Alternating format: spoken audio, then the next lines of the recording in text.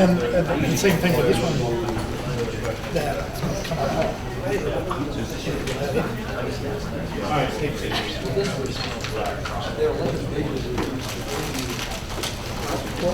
one that I was reading over.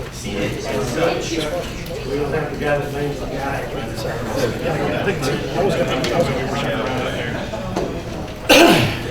Yes, sir.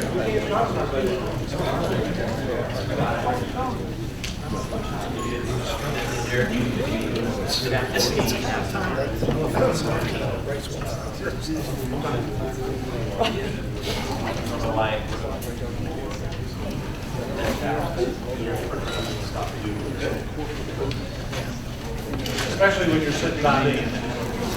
Oh, you mean drawing? Okay.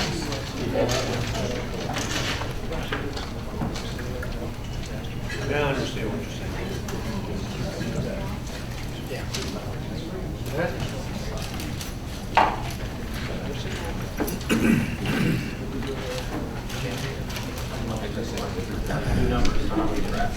Throw those around. Okay. Yeah. You know what I have to do?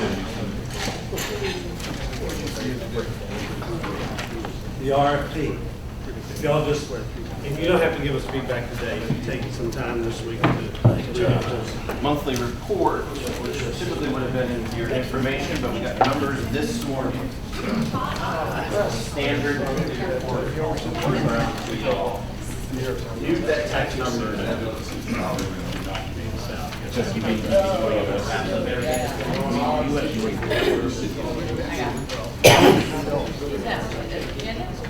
Oh,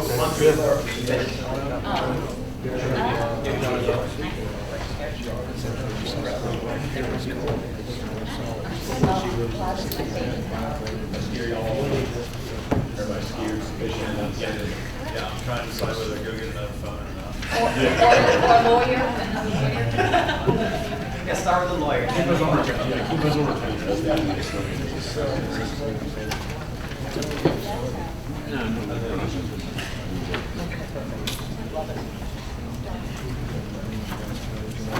Okay, Mr. Chairman, I think we're ready. Are we all here? We'll find out in a minute.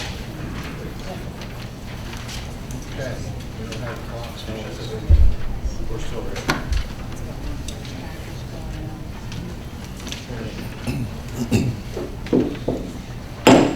Start the meeting, 1:35. I will have a call to order, and we also have a phone call. It's the Art Miller. Here.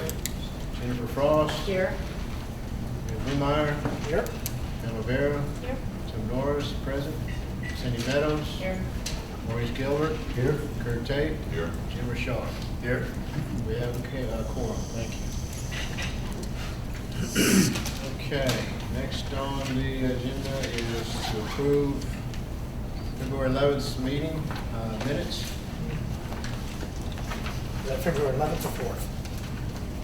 February 4th. February 4th. Okay.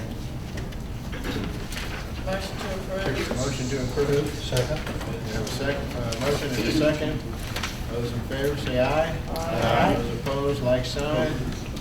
Motion approved. Thank you. Okay, we now have financial report, Ms. Santuri. Chairman, thank you. Turn it on. Mr. Chairman, thank you. New council members, Commissioner, I'm Sharon Santuri, the new Director of Administration, and this is my first meeting, and so I'm very happy to be here. I know you've already had an opportunity to look at the reports, so I won't go over each of them with you, but before asking you to approve the reports, I'd like to point out a few highlights. As of January, the revenue was up 4.29% compared to last January, and we were up 1.92% for the year. Today we did receive the February. During the meeting, we did get the February numbers, so I'd like to go ahead and report those revenue numbers as well. In February, revenue was up 2.8% compared to last fiscal year in February, and it's up 2.08% for the year. As of the end of February, we were approximately 42% through the fiscal year, and so I'd like to let you know that the budget documents show that we've spent 24% of our budget. And it's not in your notes, but I'd like to let you know also that approximately 34% of the budget has been encumbered, and that's for purchase orders and for contracts, and those we will be paying throughout the rest of the fiscal year. We're going to probably change our reports a little bit and provide you with a little bit more information the next month. And also on our off months, we're going to be sending you the reports, and so we won't be reporting on 2 months. We'll just be reporting on 1 month. So if you have any questions, of course, you can feel free to give me a call. If you'd like to sit down and meet with me, I'll be open to do that as well. So what we'd like to do is ask you to approve the financial reports as provided. Do you have any questions?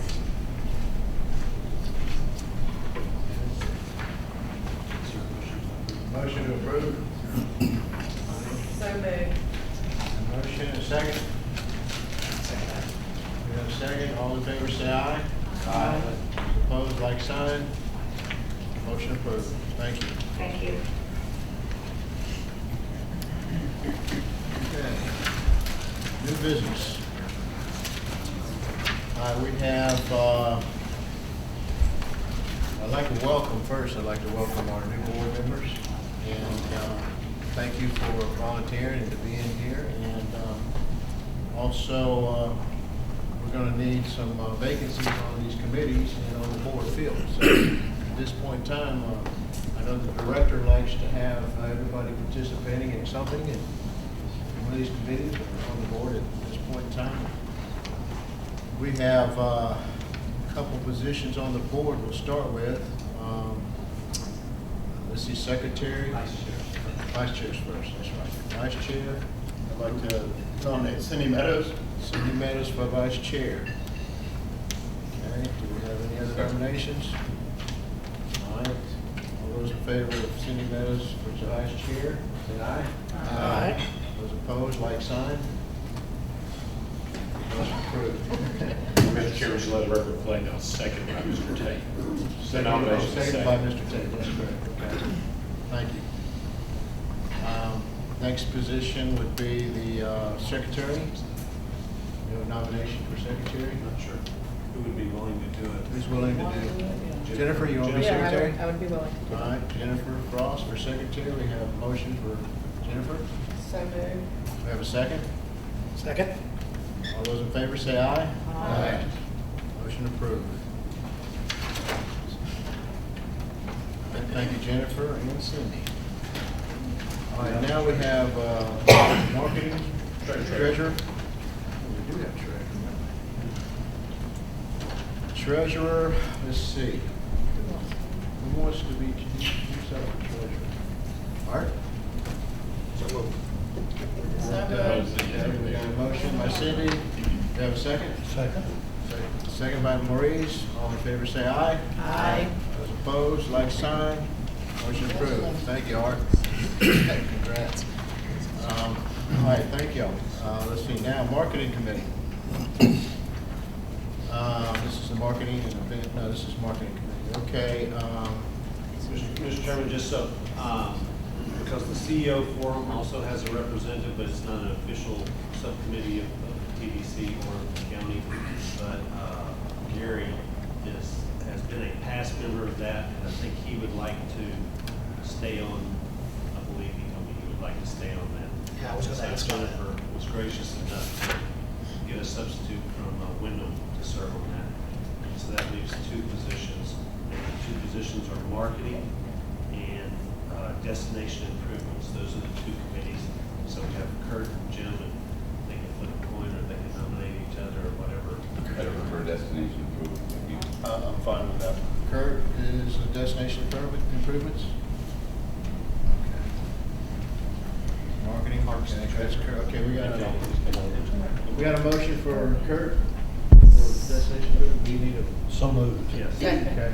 Yeah, you still need to vote on that. Motion by Marie, second by Cindy. All in favor say aye. Aye. Those opposed, like sign. Motion approved. Thank you, Kurt. And now we have the beach. Same one. Marketing committee. Destination improvements. Yeah. Is Jim Gentleman volunteered to be the marketing. Marketing Okay. committee? All right, motion for Jim Richard, marketing. Cindy's a motion for Jim Sharp for marketing committee, and we have a motion and a second. Second? Second that. Second, Jennifer Cross. All in favor, say aye. Aye. Those opposed, like sign. Motion approved. Thank you. Thanks for your participation. Let's see, what else? Okay, so CEO, we don't need to vote No, on that one since he's already on the he's already on it. So you're it. Virtuous. Okay, thank you, Gary. All right, at this point in time, let's see. Coastal Management Services Agreement Renewal.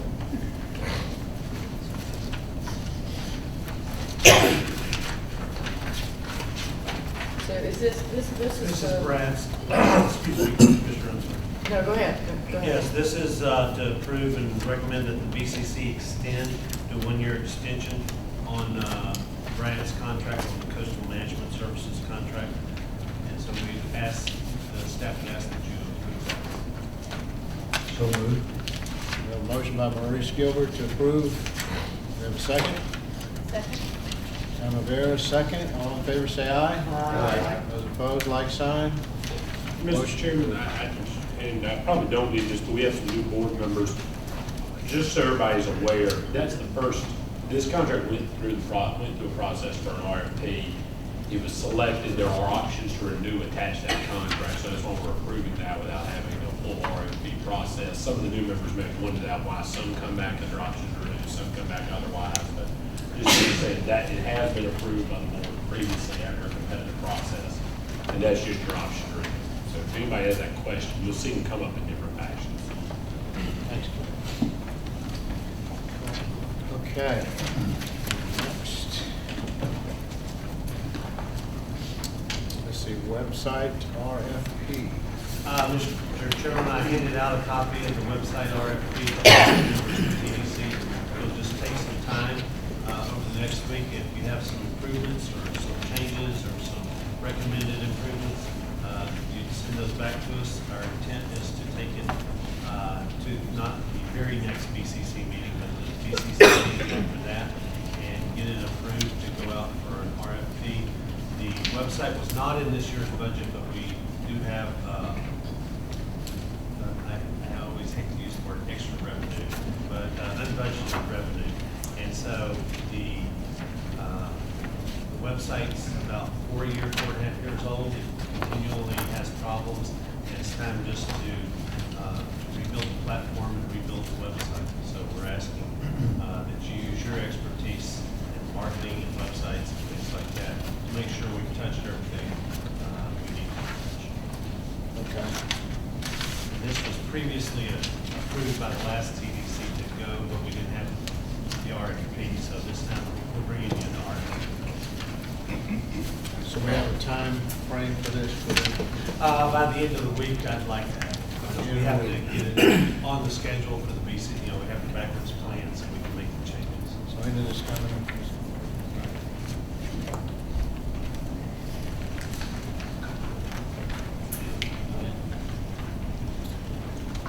Okay, let's see, 2014, 2015 media co-op plan. Yes, you've got it in your books. Thanks, John Irvin, appreciate it.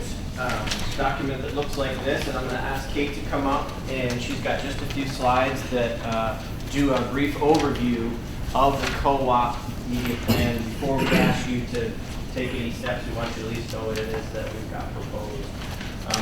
I will say that we're bringing this to you a little earlier than years past, just as the co-op program and not part of the full budget and the full media plan, because of the extra time that it takes to traffic this with all the partners, the back and forth, the graphic assets, the timing, the sales period to allow the first come, first served. It eats up months.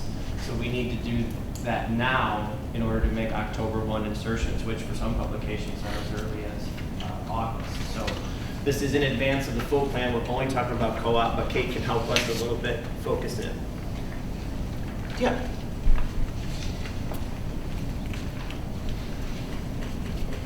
Hello, so as John mentioned, my name is Kate London. For the new board members, I'm the media supervisor at Sender Communications. So I handle all things media planning and buying for Visit South Walton. So today we're going to go through the co-op media plan. Down one slide, John. It might. There you go. And here's just a snapshot of the different sections and kind of initiatives we are going to have in our print plan, which includes leisure, weddings, and meetings. For the leisure print, we have 10 publications and 13 ad placements, and this year we're actually offering 57 different co-op opportunities. We're trying to add more spreads, which are 2 full-page ads, and then higher frequency of insertions in each. So we picked, as in previous plans, we pick based on top geographies for our target and top lead generators for our partners. For the weddings print, similar, the same kind of parameters were looked at in terms of, what are our top lead generators. We want to make sure that we're in the publications that are actually performing well and are reaching the right audience. We want to reach those who are naturally inclined to, pick up a publication that are planning a destination wedding or honeymoon, and then those with high household incomes and those that might have, more disposable income for, a bigger, nicer wedding at the beach. So with this recommendation, we have 3 publications and we'll have 4 ad placements. Meetings print, we'll have 10 publications with 15 different ad placements, which means we'll have duplicate insertions in some of these, and then 45 different co-op opportunities. And again, this is, we're going to be targeting the meeting planner audience, those who are specifically interested in, having a meeting in the South, having a meeting in Florida, whether it be with incentive or with, the destination itself. Those are some of the parameters we looked at. For digital, this is also something we added to this year. We, in the past, have only had 3 different digital campaigns that we have offered to co-op partners. This year we'll have 4 based on, the different quarters. And, in the past we've offered 2,800 clicks, like a minimum. And, as we've done the campaigns, we've noticed that we're outperforming this by at least 60%. So, 3,000 is the minimum, but we're actually, giving the partners more. Again, we are choosing websites and top ad networks that are performing the best, and we're buying on a CPC basis versus CPM because we want to be able to guarantee those clicks. Okay. Yes. I'm following what you're saying about the tactics, but would you give us a quick summary of what the objective of all of this is? What's the purpose of doing a co-op plan? What are you trying to accomplish with all these tactics? The purpose of a co-op plan is we are trying to offer our partners, our bed tax collectors, the opportunity to be in these large publications with national distribution, with large circulations for a very reduced cost. So they're going to be in a $60,000 ad placement for $500. So that's an example for print. But for the digital, they're going to be able to get guaranteed amount of impressions and clicks, which is brand awareness and actual drive traffic to the Visit South Walton website and to their website for a minimal cost as well. Is there a dollar amount attached to all of this? Yes, and as John mentioned, that's in the co-op overview spreadsheet. Yeah, you've got some serious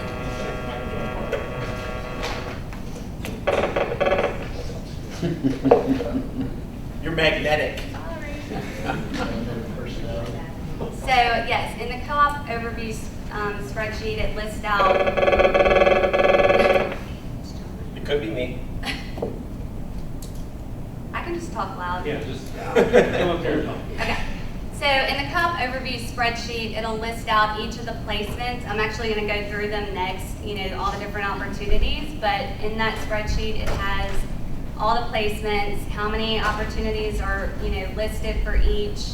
circulation, rationale, all the details kind of in one form. But I'm also going to go through it as well. Thank you. Sure. So here is an overview of just the leisure print opportunities. We have a couple of slides on these. As we just discussed in that strategic planning, we're in these publications that are, perfect for our audience and perfect for our destination. They're upscale. Travel and leisure is one of them. We're choosing, based on editorial that's relevant, and whether it be it's featuring Northwest Florida beaches or culinary destinations or visit Florida opportunities. We're taking advantage of a lot of those. Better Homes and Gardens, this is an example of a Visit Florida opportunity. Strong lead generator, consistently provides leads for our co-op partners that participate.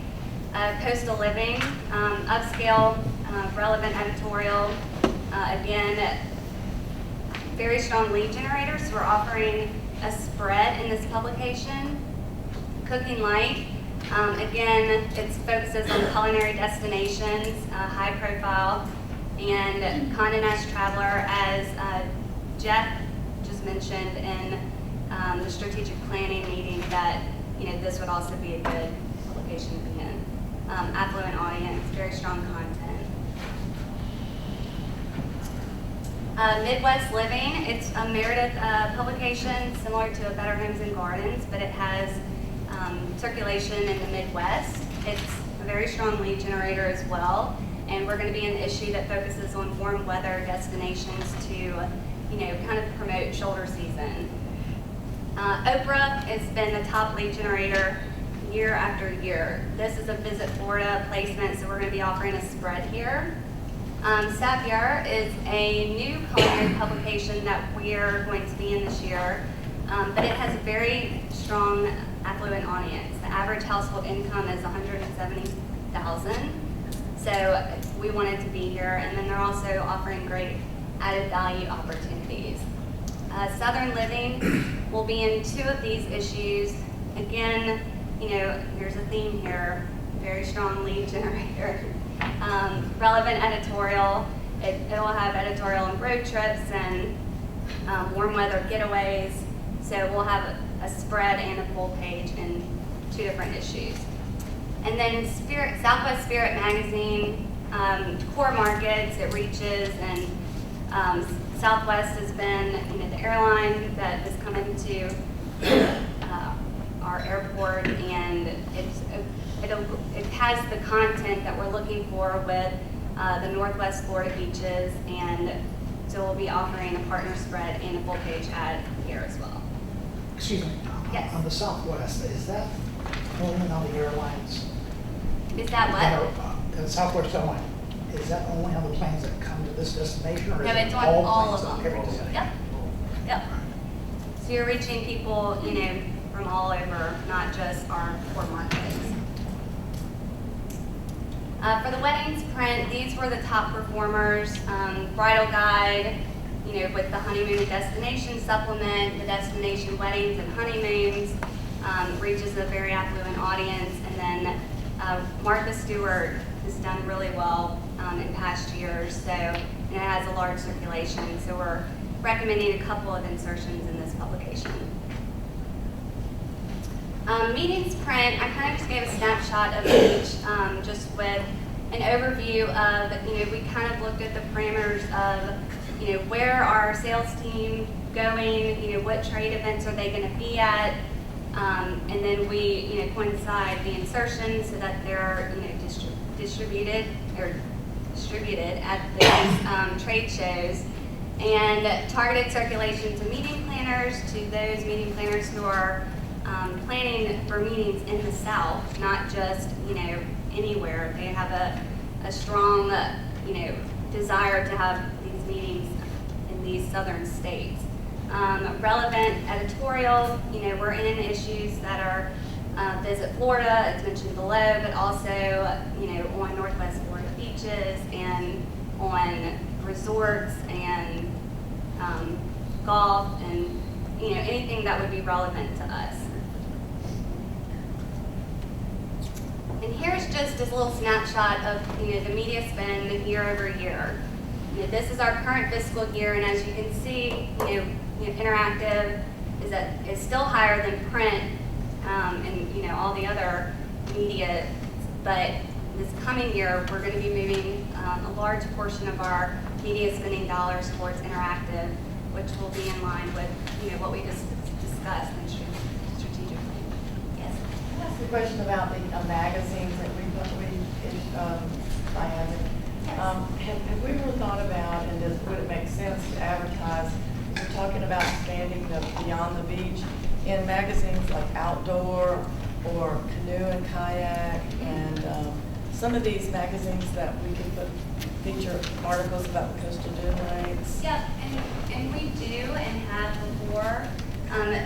This is just our co-op plan, but for instances where we want to focus on the outdoors, like we've been beaches, resorts, and outdoors before, and we would want to do a brand ad where we want to talk about the brand as a whole and the destination as a whole, so that we could talk about the entire destination versus splitting it up between all the co-op partners that are in that. And I'll piggyback on that a little bit. It's a good idea. We're always looking for those.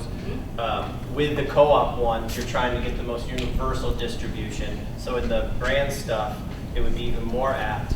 And the second part is, back to her editorial, we're looking for ones that talk about coastal recreation in Condé Nast Traveler. Yep. So we insert our ad there, and you're getting both. You're getting the most affluent publication you can get to, that's then talking about outdoor coastline appreciation, and so you accomplish both of those things when you chase editorial calendars, which yes. Those are sometimes set 14 months in advance. I'm thinking about the persons that is looking Runner's for, World. Yeah, that's looking for Yeah. a vacation, and really all they really want to do is kayak or canoe or this. Right. And there's two magazines, because I asked the guy who's doing the coastal dune lake production for PBS, and he said Outside Magazine and the Canoes and Kayaks is two good sources that Okay. may key into what we're talking about. Definitely. I'll look into that. Okay. Yes. On radio, where do we use Where are we radio? spending? Well, that would be for the brand campaign. It wouldn't be for co-op, but this year, and kind of what we're looking at doing for next year is, radio typically supports our signature events. So we plan radio flights around those signature events regionally to encourage, regional cities to drive in and come in for those events. And that's usually, we'll pick the top radio stations in each of those markets, whether it be Birmingham, Atlanta, Jackson, Mississippi, New Orleans, Mobile. And then we're also on Pandora, which is, internet radio that we are also promoting the signature events on. That was a question I wanted, when I listened to Pandora, and getting this message about our flags. Yeah, that's the beach safety campaign. Yeah. I'm glad you're seeing it. It's working. I love it. Is Pandora, is that regional radio or? You can choose based on DMAs, by zip codes, by counties. It's very targeted. You can choose by, the audience itself, whether or not they make a certain income. Even geofencing now, where you can say nodes on a map is I want to be inside this polygon, so it wouldn't be north of the bay, but it'd only be south of the bay. Right. Or even in a zip code, it's only in the Miramar area. You can do that now. It's pretty amazing. Yeah, very targeted. That's what we're looking at doing for all of our advertising, whether it be co-op, brand, beach safety. The last thing that's probably worth mentioning with these humongous pie charts is this is just global, and we do believe we're comfortably able to do more advertising next year than we did this year with the kind of growth this area has seen. So when you see radio go from 8 to 7, it doesn't mean necessarily that there's less dollars next year. If the total spend goes up a little bit, you're basically maintaining everything that you've been doing. But you can see why we really wanted to show it to you is that the digital / social / interactive has continually been given to us as a priority, so we've methodically continued to make that a higher proportion in what we're doing. Yeah, and that's what we're, aiming for next year with, the Facebook and SEM campaigns, display, and then bringing more opportunities to our co-op partners as well. And that's a big one. Yeah. When you discuss the interactive also, is the interactive that you're co-oping, is it mobile friendly as well as, Yep. just laptop or what's Yep, it's a combination of both. What I've found with display advertising just across the board, mobile does way better, like leaps and bounds better. So, we try to do a good combination of both tablet, mobile, and web display. Yes? Kate, you can answer this, or maybe Jeff wants to answer. This morning, we heard that people are reading fewer magazines than before. If that's the case, why are we spending the same amount of money in a market that's dwindling? That is an age-old question because people, like we discussed earlier, people still have their 1 or 2 publications. So to kind of combat that, we're very selective in our print publications and where we want to be.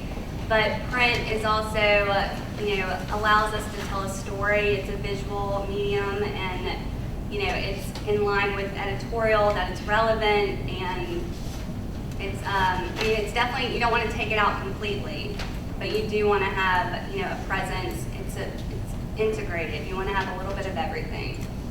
And I'll just add to that, certainly to an older, more affluent audience, print readership, whether it be newspaper, magazines, etc., is obviously a lot higher than the younger audience. So we can track it by leads, especially in the co-op market. We're tracking lead generation, so we know they're performing. Print publications. I'm not being skeptical. A magazine published in America with a client of mine, so I'm all for the magazines. I'm not being skeptical about it. Just wondering. I winced a little bit this morning when he mentioned that the readership is down. It is in certain areas, but people have their loyal magazines. Yep. Not just people my age, but younger people have their magazines. In past research, our audience in particular has wanted that romance of being able to hold the dream destination in their hands. So we're a little bit different than maybe just cross-section. Right. And then the last thing that's worth talking about performance, there's not a lot of good things about the oil spill, but when BP money came into market and there was literally millions pushed out, there was no, I have $5, do I spend it on X or Y? You just bought as much of X and Y as you could get. So real life experience as to what worked. And so post all that spending surge, Oprah, probably a publication nobody would have been brave enough to buy because of how much it cost. Bought it with BP money, leads out the wazoo, keep Oprah because it's one of the best producers. So we're actually fortunate in that we got to do a lot of market testing and had direct experience. We were able to see what works, what doesn't work, and then only be in those publications that do work. Kept the ones that work when the budgets went back down. Yeah, and every year we want to throw in a little, new publication to see how it'll work, and Like Pandora. So Pandora was the best of the Or status. Cindy mentioned outdoor. I think it's a great choice. One thing, I'm sorry. No, go ahead. One thing I wanted to add too with the print is that because these magazines are fighting this battle, they're offering a lot of added value in terms of digital presence. So then we get a lot of added digital presence as part of our print buy, which again, then we're, even if someone's not reading a Garden and Gun, they're going on gardenandgun.com and reading it, and we're getting those people as well that meet that household income. She's got the agency review, and I don't want to spoil her number, but it's a staggering number that we can leverage. When we spend $1, we can get 2 and 3 sometimes. Yeah, and that was that last meeting, the last TDC meeting we had. What was it? That was 50% increase. Was that pertaining to this? Right now, we're at $675,000 worth of added value, which is 33% of the media buy. So basically, if we spend $3, we're getting $1 for free on top of it. Yeah. So, and that's part And of they spend every day beating up the outlets to get all the extras we can get, because it's now we have the leverage over print. We're actually in a good shape, whereas 10 years ago you just paid them whatever they wanted. That was good. Good job on that. Yeah, well, it's a constant process, and we're always trying to do a little bit more to leverage our dollars. Thank you. And you can find this one. Visit South I have a Walton. question about the co-op thing in general. Yeah. I'm not really familiar with. Now, let's just take an example. Let's say coastal living is or even any of them. How much should we spend, let's say, for, just pick out any one of these magazines? What's our total bill for cooking light or toast? It could be anywhere from 36,000 to a full spread, and some are as much as six figures. Yeah, like Southern Living is $140,000 for a spread. Okay, so So a co-op partner for $500 could have a feature in that publication, and then consumers, when they read it, could ask for South Walton information, or could ask for that partner's And that's information, and that's where the leads well, generate. and I guess this is what bothers me. Bothers me so bad. Can you say about it? Yeah. Say anything you want. I think, first of all, to be able to have $140,000 worth of advertising for $500, where somebody like me spending $500 is big bucks, somebody like Hilton, it's not big bucks, for example. It's still big. I get audited all the time. Yeah, but what I'm saying is, I think the whole thing is inequitable, is what my point is. My point is that it just doesn't seem right. You're getting whatever, $1,500 or $3,000 of co-op dollars, putting out 140 grand. Whoever's doing that co-op is getting 140 grand worth of advertising, but a lot of us, what if I'm just, even a smaller bed tax collector than me, which is the guy who has the house for rent. They just don't, to me, it's just an inequitable thing. I would do away with the co-op thing, because the number of dollars that you generate out of co-op as a proportion is so small.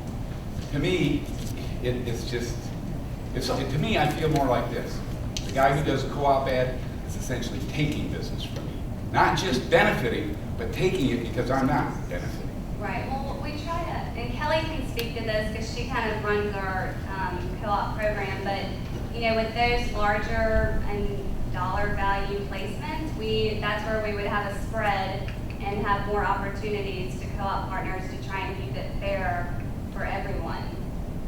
We don't want to give, the first people that sign up, there's some people that get those co-op forms in at, 9:01 before the 9:05 when all the other entries come in. But we look at that and we say, okay, you're in first and you wanted all these insertions and all these publications, but we're not going to just give it to everybody, that might have come in first. We want to make sure it's fair and equitable to all the partners who want to be in these publications. And I think I understood your philosophy about it, and the only thing that I'll say is just under consideration, when you're talking about a spread, you have this much real estate, and you do have a little featurette that's a $500 optional buy-in. The dominant brand is still here. There's still plenty of impact that they say, where in the heck is that? You can go to southwalton.com, it's southwalton.com, and then there's 10,000 options in front of them that they can do. So the big lifting, the heavy lifting is, I think, still done by the real estate, and it is minimized. It's a very successful program. I think people are crazy not to muster up $500 just one time to do it. It's the best conversion you can get. But then think about that the co-op program is only a smaller portion of all the buy that's going down. So there's still 3/4 more that's just straight destination. That helps them. My question being is, okay, how many dollars are you spending on these ads that are co-op ads total? It's I mean, just total. $1 million. Okay, how much of that comes from? No, sorry, it's $1 million for co-op related digital. Okay, but radio. how much of that do you? $3 million total. Well, how much of that do you get back from the co-op partner? It's not very much. That's my whole point. Is it's 35,000, something like that. Why even do it? Why not just do the ads and forget about putting up people's logos It's on a it? fair question. It's always been one of the things we heard from the bed tax collectors is I'm a little guy and I collect a few dollars in bed tax. Alone, I can't accomplish anything. But if the TDC will brand the area, hopefully the price point is driven up. And I might even be able to buy a digital buy one time, or I might be able to do a fall thing, which I would never be able to do on my own. And because I come in and I don't know anything about this business, so I ask questions like this. And the way I saw it was maybe not the person with 1 or 2 rooms or 6 rooms or whatever, but if I'm a smaller bed tax collector and maybe I have 30 rooms or 30 houses or whatever, for $500, I can get my name in front of 1.8 million readers of Better Homes and Gardens. I can't even get ads for 2 weeks or 3 weeks in the Walton Sun for $500, and I'm getting in Better Homes and Gardens for a whole month in front of 1.8 million for $500. Now that might be my entire advertising budget for the year, but I got noticed, and it's an opportunity. And if it works for people, you know, they should do it. And if it doesn't work, they shouldn't do it. You know, we have to do other things, and we do other things for the even smaller mid-tax collectors. Here's the last thing that I'll throw in that's actually a benefit for us, I think, that I like about it, when you know, a bed and breakfast is down here, or a rental management company, or Hilton, whoever it might be, is I think we can do a good job of saying, wow, I wouldn't mind being there, slotted canoe, outdoors. It's still hard to deliver a message of, is this a state park, or can I stay someplace? And so it's a really valuable part of the delivery. You can come here, you can do this and stay in Hilton, you can do this and stay in a bed and breakfast. So I like the inclusion of accommodations because it's part of the conversion that we're trying to do. We have an unbelievable place that you can live in. And so that's a nice feature. I don't say that that's wrong, Yeah. what you're saying. What I do say is this, is basically by putting it on there, you put them, whoever puts their ad on there, at a competitive advantage. Therefore, you put me at a competitive disadvantage. For them to be able to do that for $500 out of a $3 million budget or whatever, to me, is just patently unfair. And that's, I mean, I know you're not going to change it because I'm the guy objecting, but I just think for $35,000 out of $3 million, why not just do whatever you do? It's giving a leg up. And I understand if there's companies that would choose not to allocate $500. The flip side of that is, I'm not aware of a situation where a co-op partner wanted to be part of something and didn't get in because it was all taken up by somebody else. We go back and look and make sure, did everybody get a swing at their first choice before anybody else got a second choice? And so if the $500 isn't part of the budget, I get that. But we're also do everything we can, including stand on our head, while being equitable across 26 miles. Say if you want to be involved in this, it's available to you. We're making it possible for you to be national instead of, you know, small regional, which again, you're probably not reaching the households that can afford to stay in. So I know how tough it's got to be small. So this is one of the things that we were told repeatedly. God, if you guys didn't do this, I could never spend any dollar effectively. And the offerings that we've had, to your point, my point, maybe both. Last year was one of the most successful years across the board of people wanting to get in. And in fact, the group publications, the spend there has increased almost 25%. We heard about group. I honest to God didn't know what the survey results were going to be, but we already had it prepared because those all sold out, every single one of them. And so, like, wow, we're delivering the message we want to deliver into a market. Jeff's chomping at the bit over here. Well, I think that it's important to state, much like you mentioned, $500 is a lot to you, and maybe it isn't to Gary, which he disputed.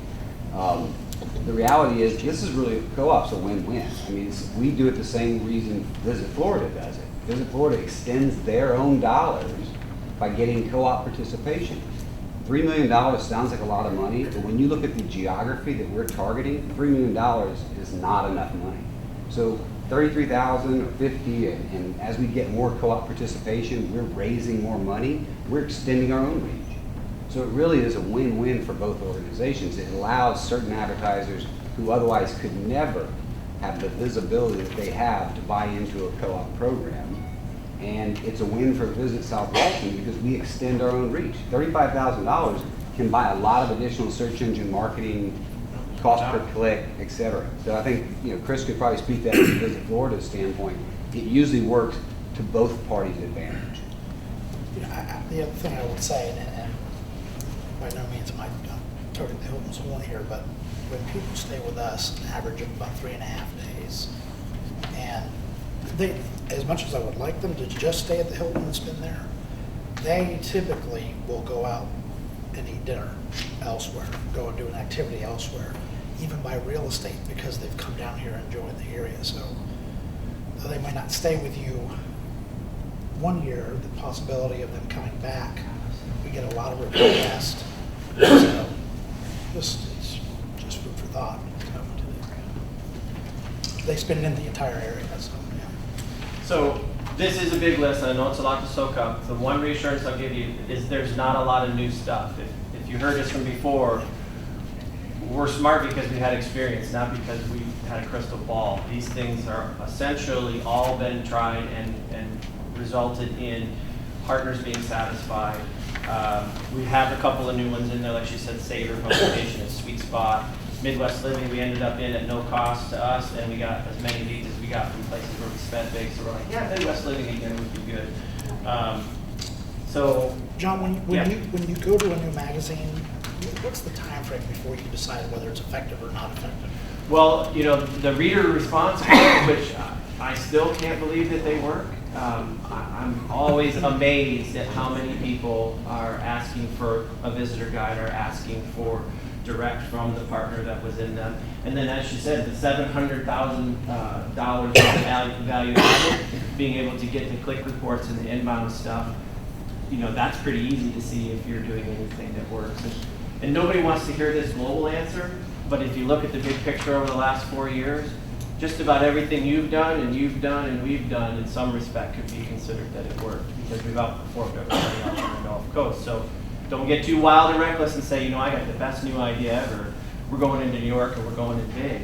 I wouldn't risk your money that way. So that isn't a really exorbitantly new document that's in front of you. Again, the co-op publications are in here. That's an increase of almost 25% because we sold out and there was a demand for more. And the marketing committee went through this last Tuesday and had some similar questions, but they did recommend unanimously in a motion to y'all to consider this as recommended to the Board of County Commissioners. Again, with the timeline that this is in advance of the full plan because of the work that's got to go in back and forth between all the partners that have questions and may need to consider it in sales agreements. So, short of any other questions, which were all great, and I would love to answer as many as possible. I don't want to take up a lot of time, but is there any way of measuring duplication in these purchases? Duplication. Meaning, are we reaching the same person 8 times or 12 times? I can't imagine that we have the money to buy enough to end up reaching somebody 12 times, but one of the reasons the pie chart is we are actually hoping to reach people once in their car in Birmingham about a signature event like Songwriters, and then again in their favorite publication, Garden and Gun, and then maybe in an e-newsletter that they subscribe to. So we're hoping that we have that. And I just don't think we're buying enough velocity in any of these that you can say, oh my God, you're wearing me out. I've seen this a dozen times. I don't think it's logistically possible. Well, you're getting regional publications, so you've got Coastal Living.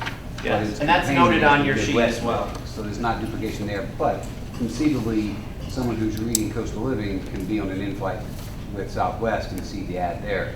I'd argue that's a good thing. That's We're fortunate if that happens. I'm just thinking about my coffee table at home. Yes, load it up.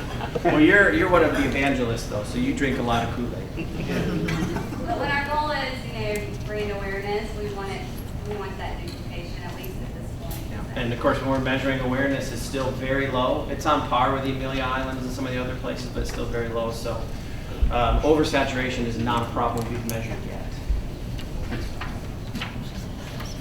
Any more? Okay, so any considerations you might have, we would love to be able to take this forward to the BCC in the near future as a recommended co-op plan for fiscal year 15. So we need a motion. Yeah. We need a motion. So moved. Motion Second. from Robert Gilbert, second from Mark Miller. All in favor, say aye. Aye. Those opposed, like sign. Motion approved. Thank you, John. John. Thank you, Kate. All right, next on the agenda is 38 Tram. Finch.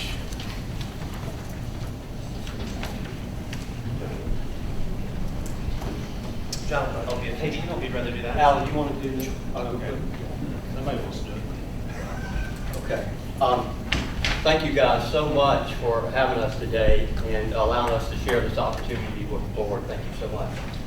We're going to talk about the 38 trolley that's going to be starting this year. It'll be starting this summer, right before the holiday. and we're going to go right into this. Okay? It's all about keeping the traffic moving and really changing the culture of South Walton. Our goal is that you can now come to South Walton. If you drive, which is still a drive-to destination, you park your car and you never get back in it again until you leave. Okay? Or we actually support the airport that we all work so hard to get to come here, you know, and we got them here. Now, what are we doing to support the airport? Are we still making people drive their car? They still have to drive here because there's no transportation at all. Let's support the airport. Fly here. Get a cab down to 38 and transportation's available for you. And how can we do this with the TDC? Okay, brand South Walton in the most unique way. Okay, and doing this. Support and help the traffic. Okay, by carpooling. Okay, if you go to the airport right now, you are forced, you must rent a rental car. Okay? Reduce all the rental cars here on 38. Promote South Walton. We've got the nicest beaches, the prettiest waters, and we're a green community. Come on to South Walton. That's what separates us from everybody else. That we are a green community. Okay? Drinking and driving, everybody's on vacation. It's 5 o'clock somewhere. Okay? Everybody's here having a great time. They're drinking and we're forcing them to drink and drive. Let's provide a transportation program that South Walton, the TDC, is part of the community in branding themselves on something that everyone's going to talk about. Easing the parking pressure. People keep talking about parking, parking, parking. New York City isn't building more parking spaces. Why should Walton County build more and more parking spaces? Address the problem. Provide transportation. You won't need more parking. Okay. And most of you guys know the software and the sophistication of our system, how we're tracking the vehicles, how often they're hitting stops, how we can move more vehicles in when it's a busy weekend and move people more efficiently. It'll be a 2-route system, okay? Scheduling, stopping every hour. Everybody will know this, okay? What does it do to our shoulder seasons? We keep talking to everybody thinks, John, how can we build our shoulder seasons? How can we build South Walton as a year-round community? Well, if you're forcing people from Nashville and Memphis and Houston to drive here 8-9 hours, they're not coming here for a long weekend. If you provide transportation, they'll jump on a plane and they'll come here for the long weekends. Must provide transportation. Brand South Walton is an all-inclusive community. You guys, this is what is so key. South Walton now, you can come to 38 and there's transportation. It's all-inclusive. Okay? So that's an amenity. What does it do to our real estate prices? You guys know we talk about Sandestin because we started a program there and it's been highly successful. We projected 90,000 people to ride that program the first year. We've got 230,000 people that have ridden the program. 230,000 people. So if we provide it, they will ride it. But we need help from the TDC. As business leaders, as community leaders, as good stewards, to embrace a program like this. Okay? All-inclusive. What does it do to our real estate prices? You go to Sandestin right now and you want to see property, you're likely to get put on a tram. Go around to the different, and they sit there and they say, you see this tram? Your parents can come and ride this tram. Your kids can ride this tram. Why can't we do that on 38? It's all-inclusive. It increases the value of our properties. Okay, and you guys know 38.com, they did a survey, and it was responded to as the most responded to survey that he has ever done, with a 90% approval rate of bringing some type of transportation program to 38. Okay? This is the app. You guys, this isn't something we're saying we're hoping to do. This already exists in Sandestin. You're at Bud and Alley's and you have dinner down the street. You're going to pull up your app and say, hey, the tram will be here in 45, I'll have another drink. The tram will be here in 15 minutes. Let's close out our tab. This is all ready to go, you guys. This is a wrap. It shows you where the trolleys are and how far it'll be, how long the trolley will be. It'll be here in 15 minutes. Let's close out our tab. No one has to migrate down on the street. Okay? The route system, we'll go to the next page. What does it do for 30A? What does it do for each one of us sitting in this room? Okay, we all win here, you guys. We together have got to change the culture of this area. We are now at a tipping point. For the first time, we got surveys that came in last year. Rivard, Richard Feldman, ask our stewards, ask our friends about people complaining about the traffic and not coming back to South Walton. Okay, I can't do this alone. I'm just the provider. Yeah, I live on 30A and my business is down here in South Walton. Okay, we're just the provider. Yeah, I have a vision I want to share with you guys, but it's us here. You guys, we've got to come together as a community. We have got to do it together to say, I get this. It makes sense. They're not building more parking up at Telluride. Okay? They're not building more parking. You get in the airport, families all get in the same van, they go up to Telluride. And they got the Blue Goose going back and forth. I've been pitching this for the last 3 years in South Walton. In those 3 years, 9 other Florida communities have adopted this program. I just do transportation. I'm really not that smart. But if everybody's adopting a program like this, it must be working. It's carpooling. That's right. Do you have those 9 other communities? How do they sponsor it? Through the TDC, or do they have an alliance amongst the businesses? A combination of funding. Great question, Gary. You know, Sandestin, all the business leaders came together and they funded the program. In other communities, the TDC is part of it. In other communities, it's a public system where people pay into it. Okay? But the most successful programs in my research has been when you provide it for free, people ride it. Okay? And we all benefit. Okay? Who benefits? All the business owners. Us, who own property in valuation, because my property value is now more valuable. Okay? And I can drop off, we're going to drop off to the local businesses between 30 and an hour of new customers. Because if you drive to Jim's restaurant, you may think it's packed in there because you can't find parking. Okay? And guess what? His bar's empty. He's got a couple of tables waiting for people. Let me open the doors and let people off. And what does it do? We then start hiring more people. We need more bar backs, more bartenders. Oh gosh, it creates jobs? Absolutely. Okay, and this is the idea, you guys. The moving billboard, our demographics. Okay, I know we were just sitting up here and these are all great ideas and we need to do them. But we've got a demographic right there, our audience, that we're trying to reach. Okay, and we've got a driving billboard that is promoting our TDC? Oh, wait, how do we get that person in Houston to see this? Do we turn on the TV? I hope they turn on the TV while they're here. Open print ad? Really got time to read? Oh, wow, there's the trolley. Oh, is that the TDC trolley? Whoa, we're touching them. We're hitting them, okay? Rack cards, why don't we put TDC information on the trolley? And let's talk about our region that people never knew about.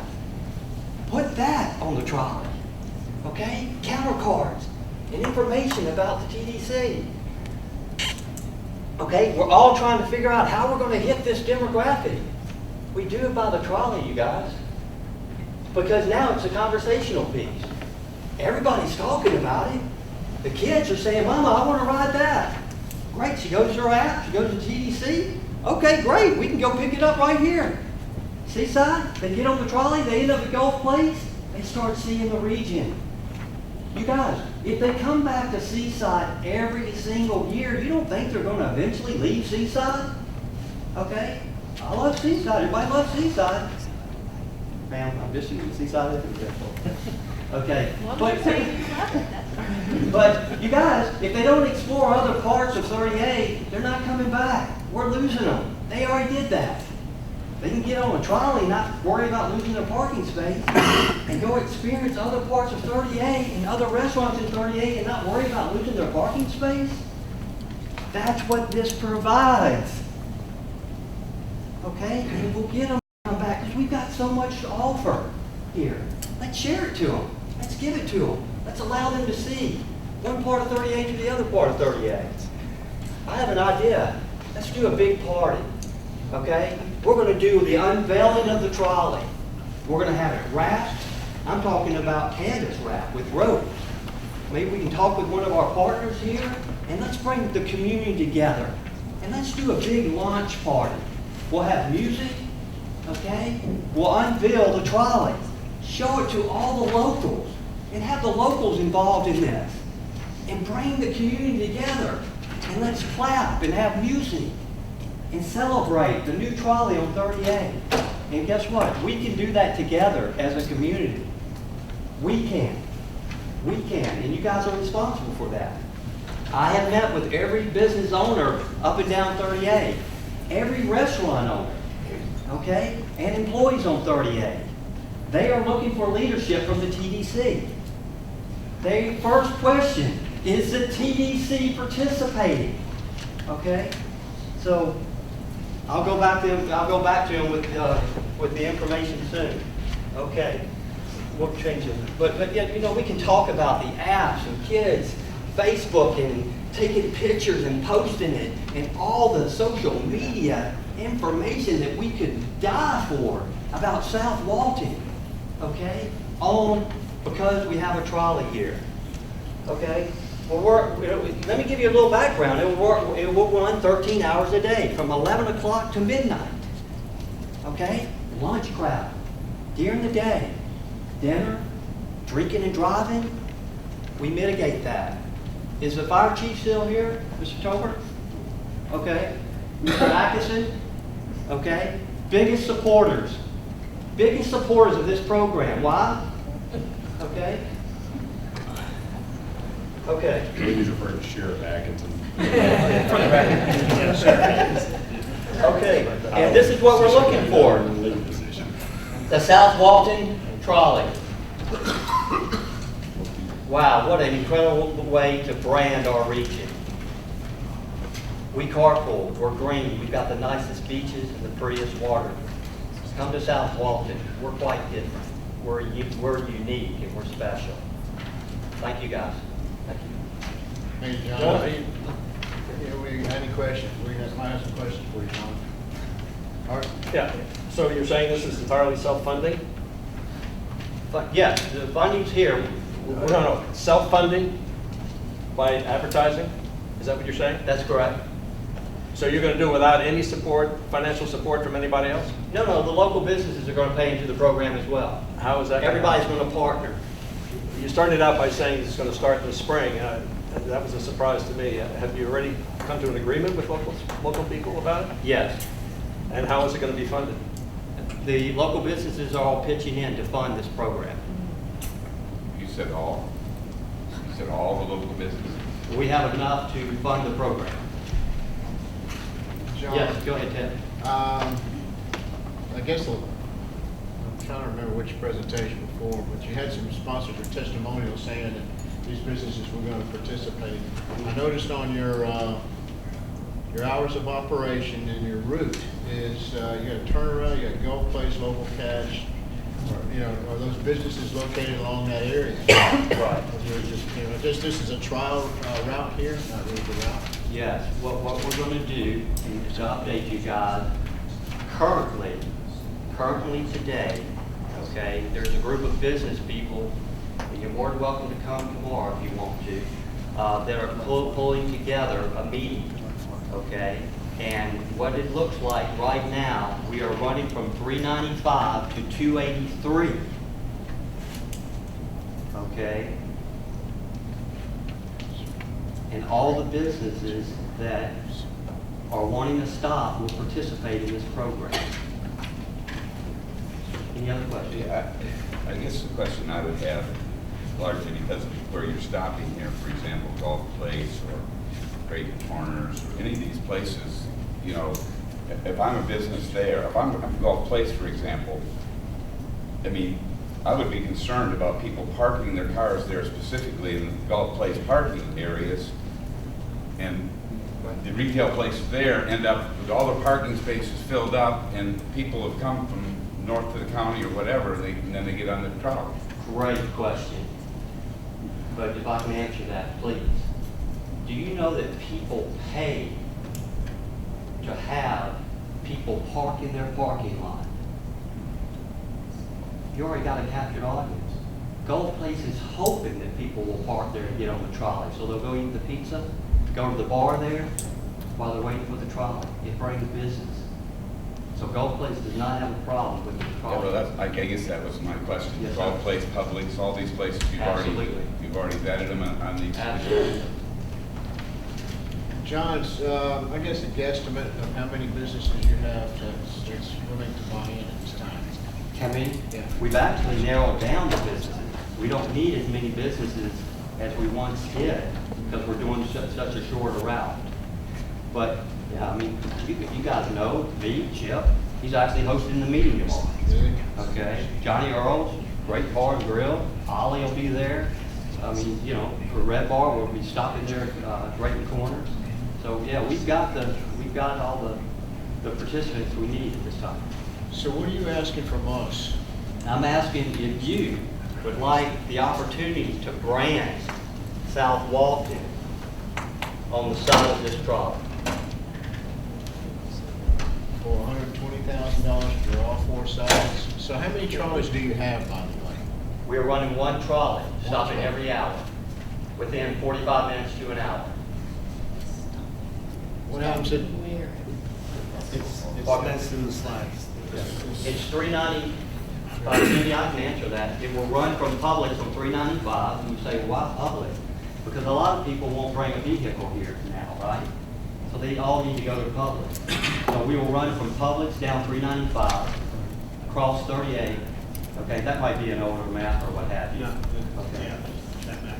So you would stop at every hour? That's what I'm not picking up on. You stop every hour, like where would you stop every hour? It's within an hour of stops, okay? Okay. This is one trolley. We run 12 in Sandusky. Okay.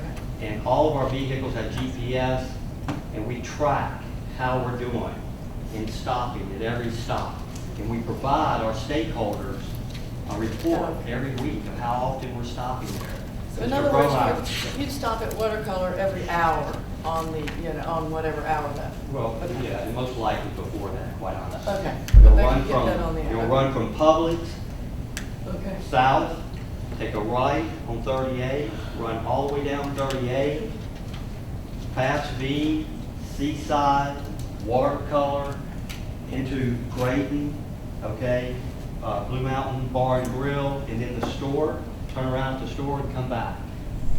The billboard will. The billboard. Now a moving billboard. Gary, do you have anything to say about the program? Do you have some experience on how our program's doing? Well, actually, the program's been successful at the Hilton, but I'll be very honest with you, I was under the impression you were looking for sponsorship and paying for the expense, not advertising from this presentation. Maybe that's my ignorance. So, I gotta give that some more thought. But it is successful at the Hilton in Sandusky. My question, does this require bus stops, or is this trolley going to stop in the middle of 30A to load and unload? Fortunately, where we have allocated our stops now, either the business owners and or the property have allowed and have allocated places for the trolley to stop. Okay. So like, for example, at Grayton Corner, where will the stop be? It will actually be in the parking lot. In the parking lot? Yes, sir. So you have one trolley. If that trolley breaks down, what happens then? Tim, we have over 60 vehicles in our fleet, so we will have a backup vehicle for that. We can have multiple trolleys. Are you trying to be unique with this type of trolley or a transportation vehicle, or are you We are. proposing that's what's going to be on 30A? Yes, sir. So Johnny, you're saying that the route will take a half hour each way or an hour each way? It will hit every stop within an hour. But going one way and then going another way? That's So correct. if I miss it one way, I have to wait a half hour or an hour? Well, you would wait, well, you pull up the app, depending on where the trolley is. I'm not talking about the app. I'm talking Every about hour, waiting every time. hour it would hit a stop. So you're saying the route eastbound to be a half hour, westbound to be a half hour? That's correct. So if I miss the 3 o'clock shuttle, I have to wait till 4 o'clock? That's correct. You'd have another drink. John, you say you have a meeting with these business owners tomorrow? Yes, the problem. Can you tell us where that is and what time it is? Yes. It's in the 2 o'clock. 2 o'clock. And Pam, I know they were planning on calling. Where is it? Where It's is at it? she has been Georgia hosting. I mean, so we, we are real excited about the launch of this, and everyone's been looking for a role that the TDC could play in this program, and I think we found it. An opportunity to use this as a marketing vehicle for South Walton and actually participate in the program. Let me just play devil's advocate for a minute. I'm a bed tax collector, and my place is down on Scenic Golf Drive. And I learned that the TDC has paid $120,000 for a trolley that's only going to go around a very limited area. So I'm mad because I don't like that. How do you answer those people? Well, I've got two answers for that. Please allow me. A program like this, you guys, it has to get started. We didn't start going to the Outlet Mall and Grand Boulevard. The first season we started at Sandestin. It grows organically. People start seeing it, reading about it, hearing about it, and then they start participating, and we can grow the business. But you have to get it started. If you can get it started, it will grow. Just about every single program that I've researched, it grows organically. So Cindy, I hope that answered your question. The other part of that question, I want to answer it in a different way, is that there's a magazine. Why aren't we advertising in this magazine also? We can't advertise in all the magazines. When we first get started, we're choosing the most desirable area where most of the people are needing transportation to get the program started. Well, I guess what I hear from most people is, okay, if that's the route, why not do that route? You know, you guys, the businesses pay for it. Get it going, get it, and then come back to the TDC or the county and then request at that time that we would add money to it. But I think the big issue is people say, well, it's a private enterprise, it should be funded by private enterprise. And I think that's the whole thing that I'm hearing from constituents, other BCC members, and BCC meetings, is that if it's a private venture and you start out small and you get the buy-in from the businesses who are going to actually be the people probably benefiting mainly from this route, Right. then run it for a summer based on that, and then come back and let us look at all the numbers and what the ridership is and what the success is and what the buildup is, and then look at it. But I think that's the $64,000 question. I think is. Well, let's make sure that we're okay. Let me just say this real quickly because I want to just address this.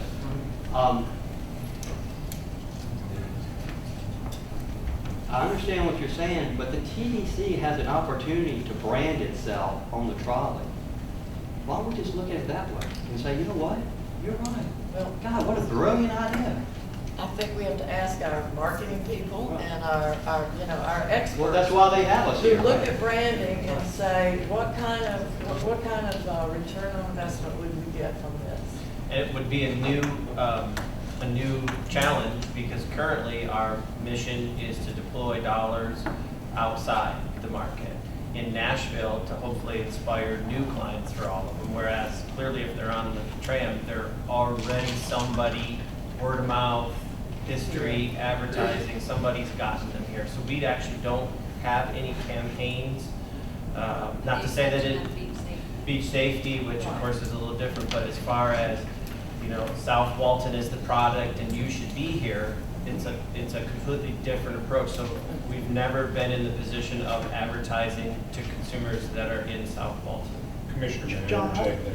Sorry, go ahead. Sorry. Just for the commissioner's point of the board, ultimately, if that was the route the TDC would take, I think that might be the only option, given the Attorney General's past comments to us on funding a for-profit enterprise, but would be under the promotion of tourism by expending money on activity, service, venue, or event. That's the one that we funded several things under, and as the commissioner knows, I said the board, that requires the BCC to have what we call a legislative finding that in fact the main purposes of is the attraction of tourists. And so that's ultimately for you, you're right, the question's got to come, somebody on our staff or somebody's gonna have to give you information, even if this board votes to do today, the BCC, I'm gonna tell you right now, they're not gonna be able to do anything. Even if y'all were so inclined to agree today, the BCC could not do anything until they have appropriate documentation in front of them to make a legislative finding that this would satisfy that statute. Because the Attorney General is severely limited to what this can be funded under, in their opinion, to his last March. Thank you, Clay. With that being said, I guess, is there any other questions? The only other thing I was going to add is that if it's selling advertising, if this trolley was in Nashville, I'd be the first one to sign up and do co-op, but I don't know if it makes sense to advertise it. If they're here, we're going to make them aware that it's business out there. Well, I think that's the question the BCC, if they were ever going to would have to have answered is, can they justify this? Because the way the statute reads, to promote and advertise tourism in this state and nationally and internationally. That's the most recent change. Okay. There's nothing wrong with funding things in market that you won't see much of it. There's got to be some documentation to support how you get there that it's attracting tourists. And without that, the Attorney General is very generous. They say the BCC can make a legislative finding and authorize that expenditure and refer to you. But they also come back and say it has to be based on actual information the BCC had in front of it. I have a question for Jim. Jim, did this go before any of your committees? I can't remember if it went, this specific brief, no ma'am. I can tell you this, But I would like to see these types of things go to your committee, and the committee come out and make recommendations, and then have us take a look at it, because, and I'm not sure if this would be destination improvements or marketing, because I can make an argument for both of them. well, apparently they're selling it as marketing. Apparently. It's come back as something different, John, this time around, which is, you're thinking out of the box now, because before, being that you're private, it was a big issue for us. Right, we got over that To a problem. nonprofit, Right. you're adding too many layers. Now, we're to a point where we need to have a motion, I'd like to have a motion, and then maybe we can table this to a committee. Refer it to the committee. Refer it to a committee and let them do the research on it, because, we do have a marketing group that we pay big bucks to. And you do have a And we have comment behind it. public comment back here. I've got one. A moment ago, I hope that was a slip of the tongue when you said that this is an opportunity for the TDC to brand itself, a new opportunity. It was my impression that the TDC was in the business of branding the county and not itself. Did you misspeak, or did you mean to say that? You could brand the county, yes, absolutely. No, you said Right. brand the TDC. Uh-huh. Did you mean to say that? You can brand South Walton through this vehicle. That's not what you said, that's what I asked. Does that work for you? Brand through South Walton through this method? the rest of them.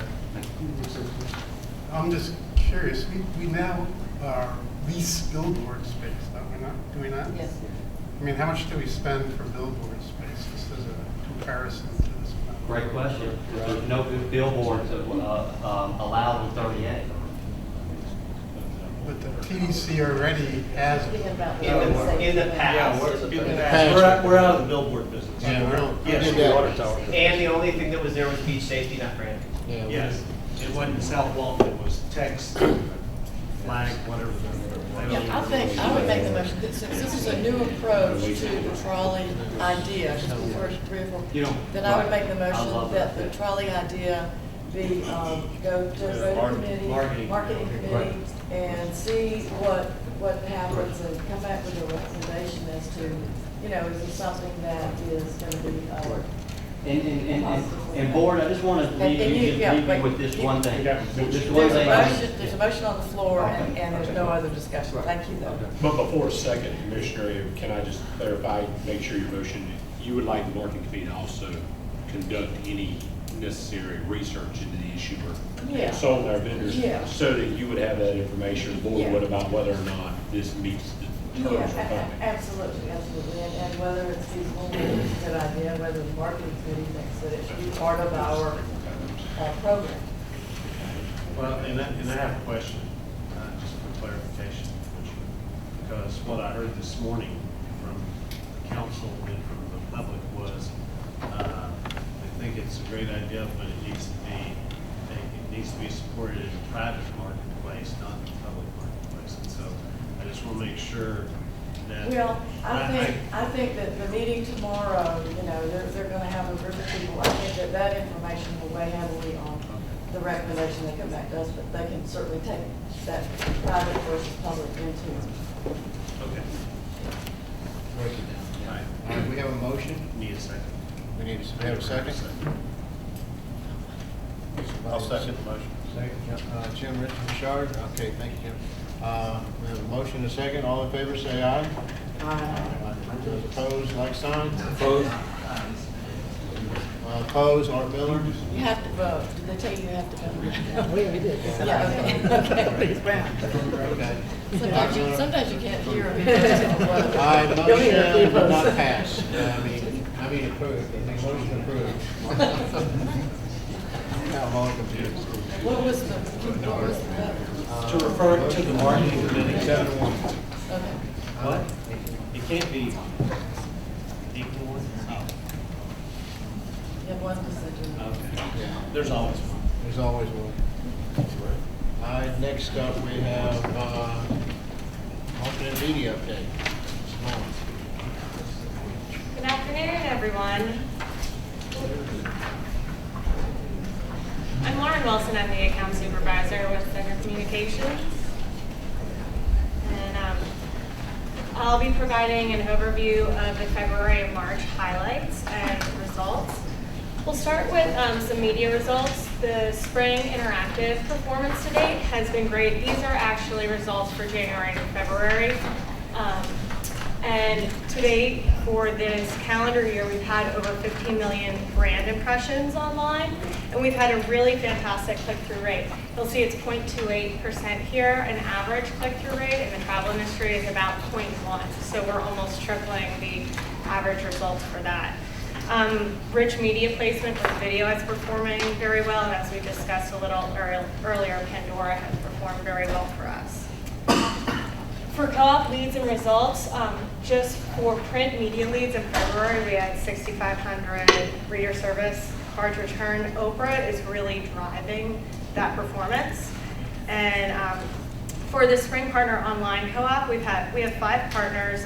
Each partner is guaranteed 2,800 clicks, as Kate mentioned. By the end of February, we had almost already delivered that, and we still had 1 more month to go. So we're scheduled to really outperform everyone. And sweeps results for February, we had one of our best sweeps ever for the homestand Destin.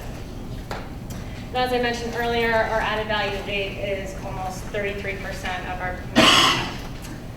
We are working on evolving the brand creative. John had shown you a beautiful picture of a yellow board. That's one of the examples of a print ad spread. We're we've pretty much finalized the print ads. We're working on the banner ads, and we're scheduling a television shoot. It's going to be the last week of April, so we're hard at work coordinating the logistics for that. We're looking really at actually a midsummer launch, and we're working to put together a calendar for when everything will hit together. But we're really excited about that, and probably will have a lot to show you at the next council meeting in early June. We launched the beach safety campaign on March 10th. We took a very PSA style approach, very straightforward. It's very heavy digital, and as we talked about, geofence, we've really created only south of the bay display ads. So you can see it's on Facebook. There's some examples of it being on a tablet, on weather.com, on mobile devices. So we're watching that and then watching the results of the text campaigns come in. And I saw the results for March this morning and already saw about 150 spike from the month before. So we're up to over 800 subscribers. For emerging markets, we went to Chicago in mid-February for President's Day and had really created an event, a PR influential event at the 900 shops. It was a 360 event. We had the booth. We had Jim come and cook some food. I mean, he had so much fun he joined the council. We had fashion designers. We had our designer of the year, Stephanie Carter, Nicole Paloma. We had the Forrest Williams band. We talked to a ton of people. They were all our target audience. They all said, oh my goodness, this looks amazing. They wanted to get in the booth. They wanted to come to South Walton immediately, especially because it was 7 degrees out. Yeah, so. Where is the booth? Right now? Yeah. Like this minute? It's in a storage container in Kenner, Louisiana. I'd like to see it. Annual meeting. Annual meeting. We're going to set it, we're going to deploy it for the annual meeting. We hear about it, we see pictures, and guys like, God, y'all got us so excited. It's expensive to transport. It's in Kenner. It's in a warehouse. We had some great social media. If you look in the bottom right-hand corner, you can see some little kids in winter coats completely mesmerized by the beach. We had some great signage. That signage on the right was up till yesterday. And some paid media support. We definitely saw results for the first time ever. Chicago was in our top 3 cities for website traffic. And at the end of the day, we had over 7 million impressions in the Chicago market. So we were really excited with those results. We're planning a very similar initiative in Nashville for Iroquois Steeplechase. That's the weekend of May 10th. And then we turn around and the booth doesn't even get to go back to Kenner. It's going straight from Nashville to Miami, Florida for the Block Her Food event. So we've got a lot planned, and then we're planning an event in September. We're in talks with the Dallas Symphony Orchestra. We found out Itzhak Perlman is the performer at the gala. It's going to be a really incredibly high-end event, great example of quality over quantity, but we'll have more details for you there. Moving on to social media, I want to ask something. I'm sorry. Oh, sure. This is the first I saw the keywords. Pretty cool. So, Yeah. but what, besides visually, what type of senses? Oh. I know that sounds crazy. Thanks for the No. setup, Gary. Yeah, thanks. You can softball here, I'll take it. Yeah. Thanks, Yeah, You're it's on your $2 today. Yeah. We consider it like a full sensory experience. It's actually a video backdrop on the back, so there's noise or audio piped in of the waves breaking. We have an aromatherapy. I was going to ask about Yeah, it's like suntan lotion. And the bright lights, they're not heating lights because that would be a fire hazard, but it creates this sense of warmth and sunshine within the booth. So, and when you walk in, I mean, it's fully, I think there's a great picture of Jim. You can see there's a ceiling. And there's branding on all sides. And And some settings have sand. Oh, yeah. One of my Yeah. favorite things, Gary, since you asked, is we had people that came up that wanted to take pictures, and we realized we forgot one thing, which is a coat rack, because people were peeling off their winter coats to go in to take pictures. Putting on their sunglasses. It was great.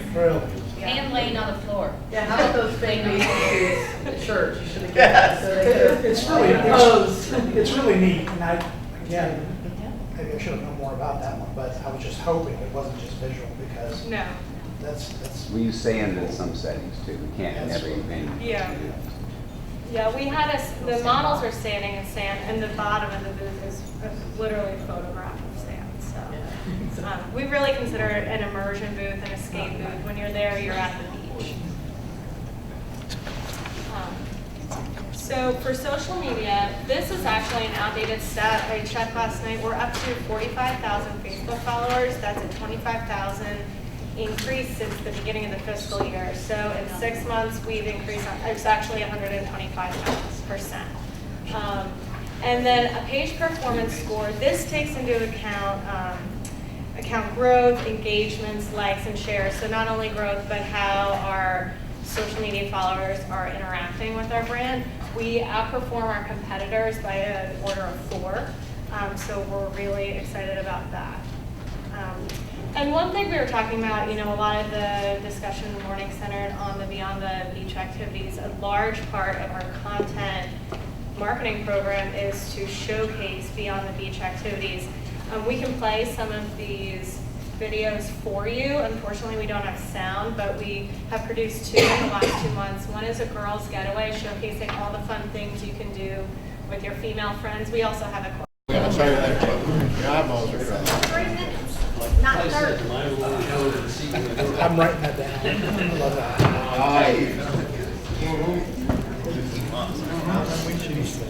I'm lost. Michelle. All right.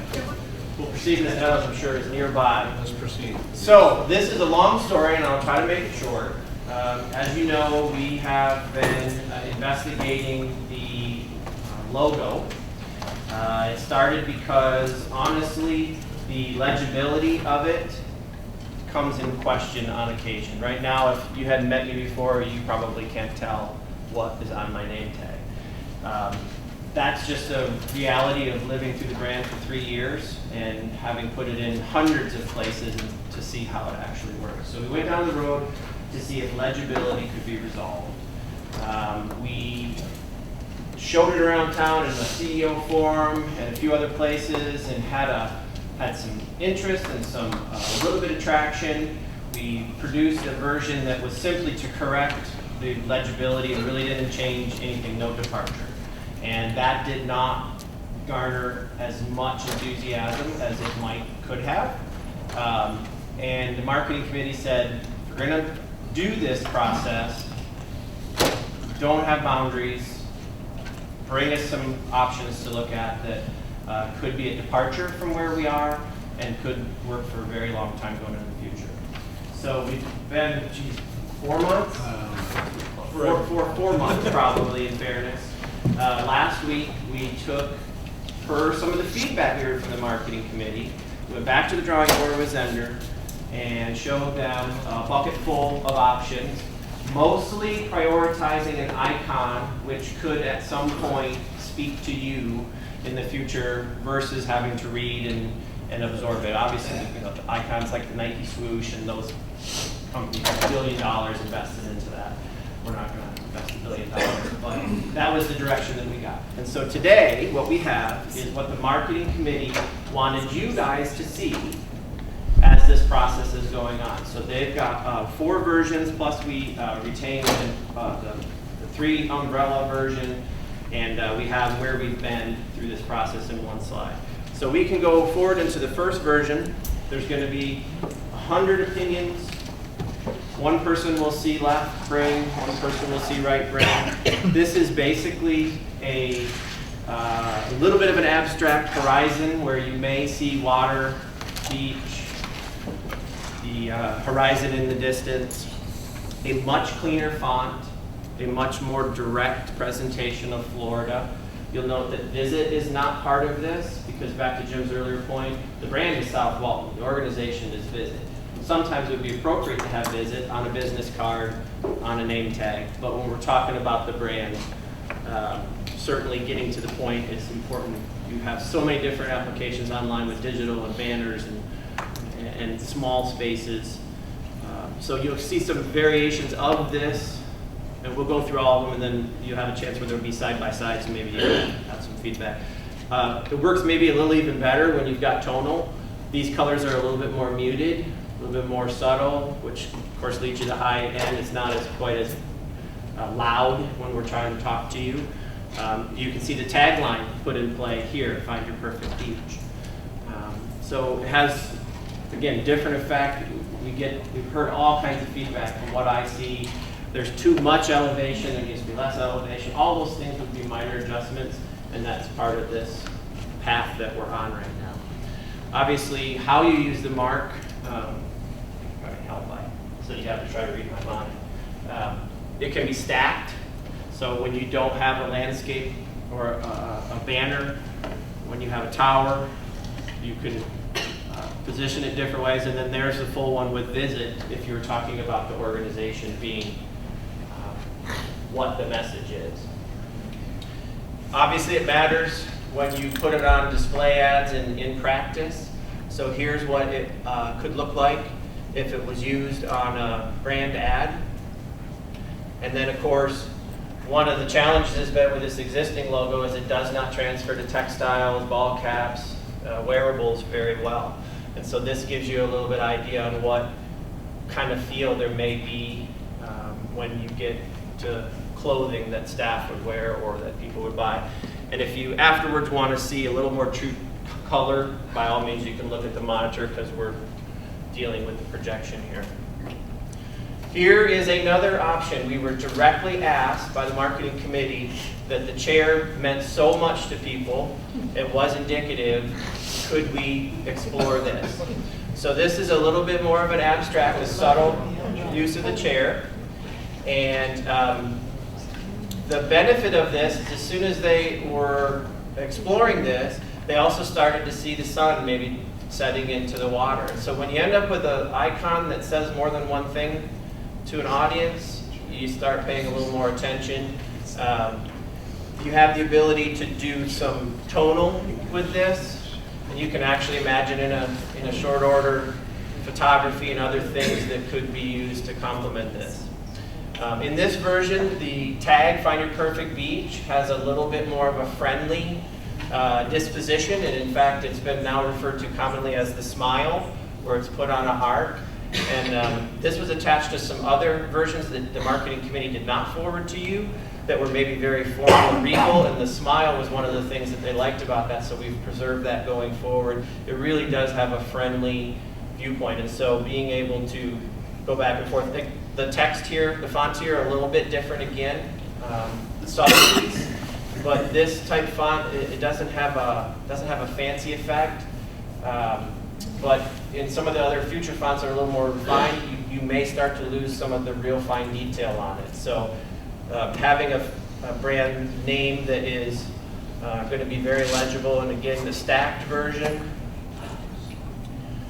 the full organization brand, if you will, and then what does that look like potentially on a print ad, and what might that look like if you were doing it on apparel. And so this is definitely one of the ones that garnered a lot of votes amongst the marketing committee to show you all today. This is yet a very different version than the last one. Similar shapes, right? Similar occupied real estate. This one came from the sort of nostalgia there were for the umbrellas in the past. And so this would be more of a modern take on the umbrella, where it's a single, a little bit more high-end designer, but it's again one of those situations where once you put it up there, maybe you see the sun. It's got clean lines, but some affluence to it perhaps. And in this font, a much more styled, refined logo, lighter presentation. Bringing the smile back into play with that is an option. Bringing color, the yellows, obviously, doesn't become a tent necessarily anymore, starts to look more like sunshine. The ability to do block. The visit here is not above the brand, but on the same line with it. Some applications work a little bit better when you're talking about the landscape presentation than others. This one, with the way the umbrella centers over south, is a very balanced feel. And then what might that look like on a display? and the same situation for apparel. That was a top vote getter. This actually got the most amount of votes from the committee, but it also had the most amount of discussion back and forth. And what do I see and what do you see? This came from working with the letters SW. And there was some real direct, right square up SWs put on globes and some other, almost like a branded SW. Well, through their creative process, the Zender team, they ended up tipping the S over on its other axis, and the Y sort of shrunk into wave. So you actually, we started calling this the sun wave, where you have an SW, but it's not a very obvious SW. And back to a sort of a hybrid of the font here, if you will. But some people saw birds flying over water. There was the most amount of what I see is regarding this. And then, of course, adding the color can inspire a little bit different viewpoint, different sense. This font is Find Your Perfect Beach actually becomes more of the refined presentation at the bottom of this one. And there was discussion about some of the things you can animate with the SW morphing into the horizon, some other ideas about the shape of this that the marketing committee had asked us about. And again, does it work in stacked, and does it carry the visit if you're going full? And what might it look like if it was on print? And the same if it was on apparel. So those were the 4 designs that the marketing committee spent quite a bit of time on and wanted you all to see today. We have some expectations already to go back to them with some minor variations of this. We wanted to make sure today that we brought the nostalgic 3 umbrellas along with us. And you can see with newer font treatments and the tagline as they are today, what that might look like for stacked, and what that might look like when it carries the visit along for the organization. These are a little bit different umbrellas, obviously. It had a little bit refinement, sort of the 2014 version of the graphic. And then what that appears like when you're doing print, and if you were to do textile. And here's the 5 that we just blew through, which I would have loved to have spent a whole day talking about this, but unveiling these to you, let you know where we've gotten, hear maybe what you're seeing on this screen, being able to take that back to the marketing committee before we hopefully can come forward with a couple of really spot-on options for consideration. Then just before, because this is really the last slide, this is obviously where we are today. This was when we talked about just solving the readability issue if we weren't going to do any departure. And then backwards, the creative steps to this point. Are you looking for feedback on these? Yeah, anything that y'all want to share, and we'll capture that and go back to marketing committee. And all right, I'll give you quickly my reaction. The first one looks like California, Malibu. We heard that. Yeah. And I don't think that really says anything about South Walton. It's just, it reminds me of Pebble Beach or somewhere out in California. The Adirondack chair, I think, has got great promise, as does the third one. I really like the third one, particularly in the yellow. The South Walton one looks like a whale to me, which is not a bad thing, but it just looks, it doesn't look like a... Bottom left? Bottom left, looks like a whale. And pardon my candor on the last one, that looks like... the right side of the brain, not left. That, the last one on the right there looks like 3 German medals. It looks like an Iron Cross, frankly. I think that scares me. So I think 2 and 3. Old beaches of South Walton. I know, but maybe Jim and I talked about this the other day. Maybe the color has something to do with it. But just as it's there, as it looks there, it looks more like a Maltese cross or an Iron Cross. So I'd say 2 and 3 have the most promise. And to reassure you, before we claim that we're going to the finish line, our intent would be to get this refined down and do actual treatment so that you can see a shirt, a hat, a business card, a ad slip, so that we've looked at it as much 360 as is conceivable. Yeah, I just would, yeah, you could go down the bottom. Yeah. Let's just go down, Jennifer. I want to, just so we make sure we're clear. if you want to cut and paste, you know, I like that font, and I like that icon, and I like the smile, or I don't like the smile, or what, you know, don't limit yourself to that, you know, the top middle one is the one I like the best out of there. If you like a combination or a permutation or whatever, feel free to do that. We're just looking for y'all's feedback. Well, my comments were just on the artwork, not on the print. Thanks, John. I mean, on the. Let's go down the line. Jennifer, what do you got? First glance, 2nd and 3, I would say as well. I like the font on number 1, even though I do not like the logo or the photo at all.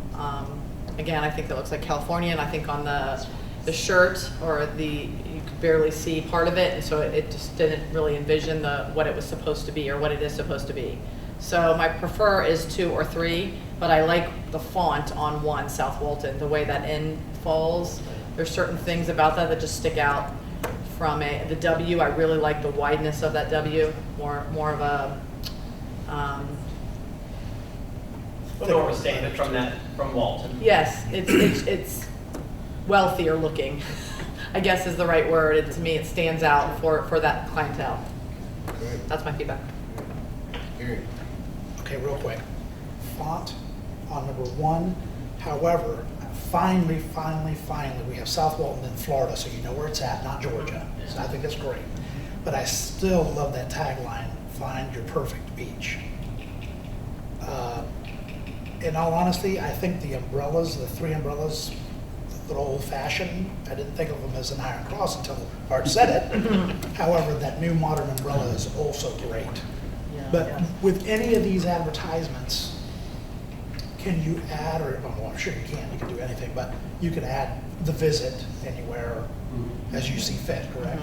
And our brand standards, even for the current logo, is something like 20 pages of very detailed, the font, the colors, the relationships, the backgrounds, and that would be a full-blown production, so that this is how visit is used in each application, very specific. So it wouldn't be like you'd have to trademark or anything like that. Visit South Walton, then trademark South Walton, would it? I don't know. You can't So we can't trademark trademark South Walton. Okay. We went through that. It's Okay. direct, it's a name of a specific county, and second is direction. Makes sense. Okay, good. So that allows you that opportunity to put in the visit when you feel it's necessary. Yeah. Okay. Just as we might there. So Gary, I'm sorry, what was your favorite? Said what? 2 and 3. One you love, You know- what is inclusion, but what was it? 2? He liked the print on one. 2 and 3, print on 1. 5. Pam. Put them back, will you put them all back The up? 5, Yeah, please. You're making me seasick. Close your eyes, I'll tell you when it's over. Stop, okay, stop. Okay. Give me that I think a couple of things. When I first look at them, I don't know what that Adirondack chair is. I mean, I think we might know it, and some historians will know it and recognize it, just like the beach umbrellas. But if I was living in Atlanta, that looks more like a moon to me, or a cage over a moon. I mean, I don't see it as an Adirondack chair, so if that was its intent, it's not my favorite. I think the font on the first one looks too South Florida, to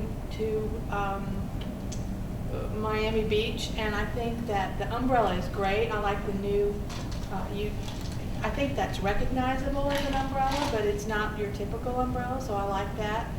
And I would prefer for us and our brand for the font to be like number 3 or even number 4.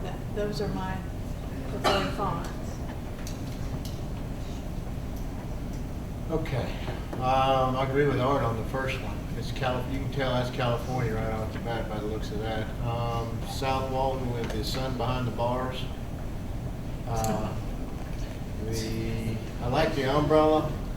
I like that umbrella, either with the first font or or South Walton umbrellas or that font. That's a little bolder. I think on the advertisements, when we do those ads, or when you're wearing a shirt or a ball hat or whatever, it's got to be thicker.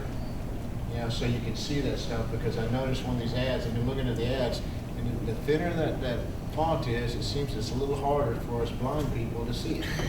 So, you know, even with glasses, I mean, it helps. But and then, as you said, I like the smile, that find Find Your Perfect Beach or Beach and Beyond, whatever it may be. I mean, that gives it the umbrella, you got it bold, they can see what it is, and then the beach and beyond. So there's your beach with the umbrella and beyond, whatever, something like that. So anyway, just my 10 cents. And I actually still like the 3 umbrellas. It looks bold.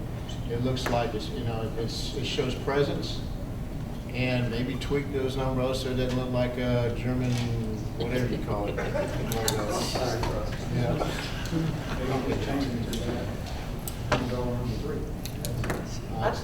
I would like to see number 4.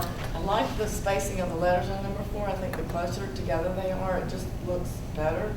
But the little symbols above, I'd like to see those out of, not in a box, and spread more over the South Walton, longer. Like, you know, you've got the top one and then the bottom one. And then, are we looking at all one color?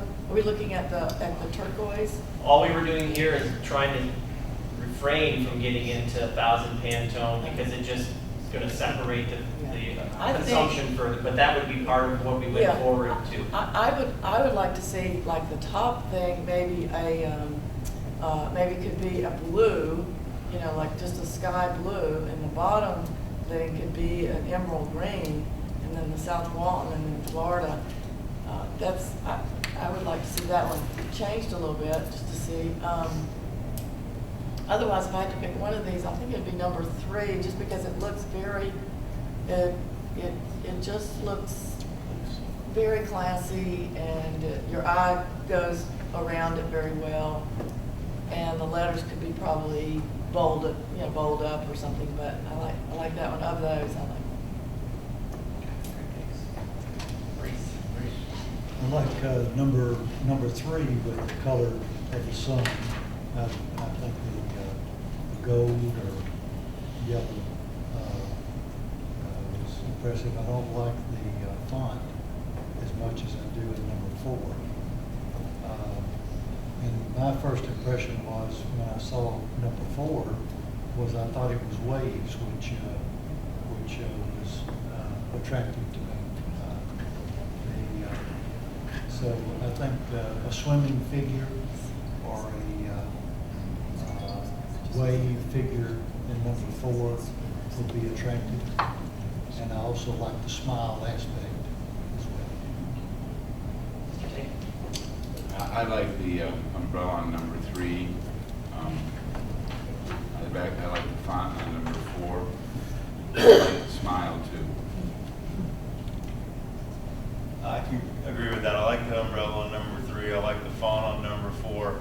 I do, however, like the graphics on number 1, although I think they could be tweaked to represent our area a little more.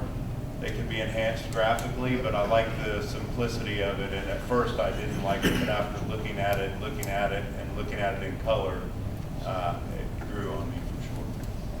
There's more than a few doodles of that number 1 in the office trying to figure out the perspective and the elevation. Yeah, well, you could put a tree in there, take some of those great pictures of our dunes and work that into it, or that contrast is cool. Yeah. John, would you go to the beach picture, please? Yeah. I find that very hard to look at. The print gets lost into the sunset. And I find myself squinting at it like, what is it really saying? Maybe it's because I'm so far away. It's a little bit hard with this projector that you're getting something that's very flat and no contrast, in fairness. But I still think, even on the magazine, it would be a little hard to look at, because you're looking right into that sunset, and white print blends into it. So I'd like to see a little bit more contrast if you would do something like that. The picture, the sand and everything looks great, but it's just that the print on the horizon is a little bit distracting. Yeah, we would always, get the ad slicks in advance to make sure that there's no legibility issues. And then the other thing that happens is sometimes when you go from a spread to a single page, you get down into the 4-point, 5-point font area, and if you lose any quality of your lines, they start to bleed. You've got a problem. But this has been through the ringer, exactly what you said, making sure that the typical uses of it, which lit room and a projector is not what it's intended to be shown as. Did you try it with the print higher in the sky or on the beach itself? You know, the horizon was the advantage to try to manipulate the scale and the perspective on there. I think if you look at the printout, you had a printout earlier when you. No, John has one, there's one, I was just trying to. Highly visible, it's really not meant to be a screen. It looks completely different just looking at the screen from here. Yeah, if you go look at the screen, you'll see what it's gonna look like on paper, which is more clear. There. And the other suggestion was, again, I was thinking it more bolder colors instead of such soft ones, because it's really hard to see it in an ad or whatever. But part of the brand standards would be to have Pantone rules. If it's on anything that's not white, if it's on anything that's not neutral, reverse outs white on, like you saw in the print ads, changes the visuals of it all. So again, there'd be about 20-page usage restrictions as to how you would be able to deploy it to make sure that we never put it where it got weakened. Okay.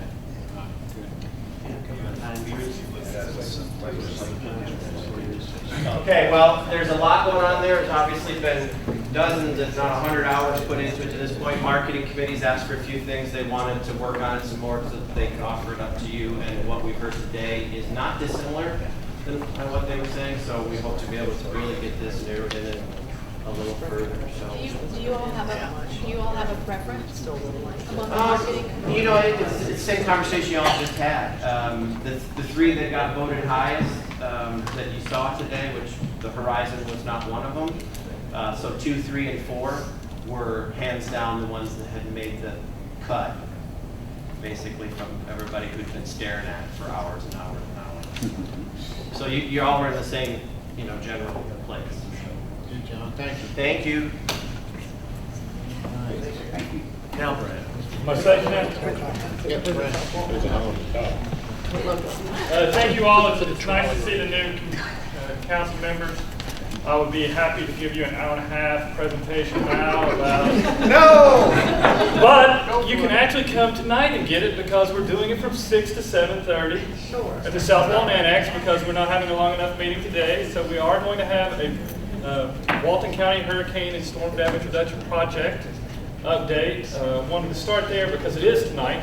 Just so you all know, and I will take time with you all over the next little bit to bring you up clearly to speed on where all we are. I know most of you have been following along. But we do have, start with the public relations side, because one of the things that the TDC, as the project manager for the Walton County project, is to try to distribute information about the project far and wide. We do have workshops every other month. Just the way that we do it is we have a beach management committee where we talk about the project on Monday afternoon, then we hit it at TDC council meeting Tuesday morning, then the workshop Tuesday night. So between 2 days, we hit every time period outside of weekends for people to at least have the opportunity to hear what's going on. I usually give the briefest update here by design, but just wanted to say that. The other thing is we do have a website to make sure and send everybody to, and please feel free to visit yourself. It is updated monthly, or more frequently, at least monthly. It's www. And it's all one word, spelled out, very easy, protectwaltoncountybeaches.com. And so when you go to the Protect Walton County Beaches site, that'll go right back to visitsouthwalton.org. So you can also access it through visitsouthwalton.org. But we've got 2 different ways to get there. In addition to that, we have little business cards that have the website and also list a 1-800 number. Yeah, it's .com. Fred, why are we calling it Storm Damage Reduction Project? Because that's what it is. That's its official name. It is a federal project, and the federal project's name is the Walton County Hurricane and Storm Damage Reduction Project. Okay. And it's very important because it's not just a nomenclature issue. It's the purpose of the project is to protect upland structures. Whether that upland structure is a house, a major habitable structure, whether it's a road, whatever it is. It's not building a large recreational beach. And so it's not just a name issue, it's also the purpose of the project. But we are moving through that. As I said, we have a 1-800 number, we have a website, we do a workshop, we have a committee meeting, and we hit it at TDC Council. So we're trying to get the information out. One of the things we've also talked about is adding in social media. If you ever go on SoWal, I am Beach SIO2. I don't mind letting everybody know that because if you haven't figured it out by now and you're on SoWal, then you are lost. And so I post on there saying when the workshops are. So we try to do everything we can. So I just want to give you that broad picture because that's what you all will get hit with. Why isn't there any information about it? Well, we are trying, and we will continue to do more. Your meeting is tonight, but when is the next meeting? First Tuesday in June, so the meeting next time will be June 3rd. We had one in December, we had one in February, we had one in April. Got one coming up in June, we'll hit another one in August, October, December. Every 2 months. It's Just like y'all. It's the night, so we'll always have a TDC meeting. Right on the date that y'all meet, that night. The committee meeting, the beach management committee meeting is the day before the TDC meeting. And it's always at the annex? We're probably going to move it back to the TDC conference room now that we have the conference room back together. But tonight it is at the annex. Just like our committee meetings have been at your location at the District 5, those are coming back to the TDC because we have a conference room. Okay. So I just want to let everybody know. So that's the big picture on what you'll probably get hit. The two issues of what we're doing right now is the permitting and authorization. So it's kind of the legal side of the house. On the state level, Jim and I went to a meeting in Tallahassee on March 19th to meet with the Florida Department of Environmental Protection with our partners, Mobile District Corps of Engineers. As I mentioned, it's a federal project. Had a pre-application meeting where we sit around a table, say this is what we're going to propose. Do you see any problems? Try to address some of those problems before we submit the permit. That permit will be going in the month of April, is what we're expecting. So that's this month. Actually, I said this month, and it was into March.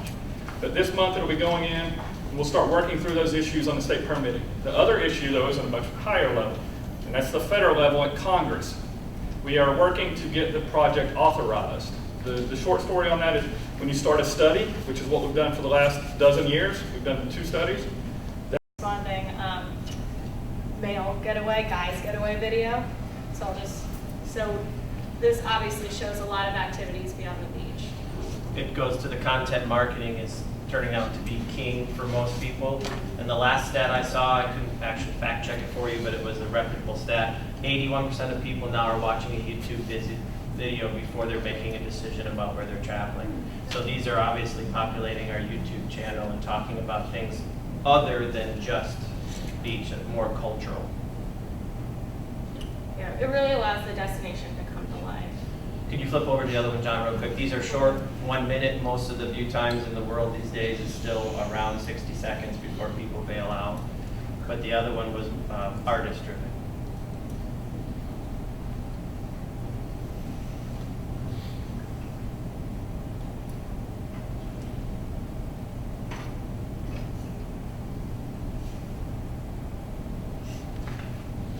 And they all have original soundtracks, but it wasn't going to be worth the trouble to give them to you today. But we hope maybe you'll go check out the channel in general.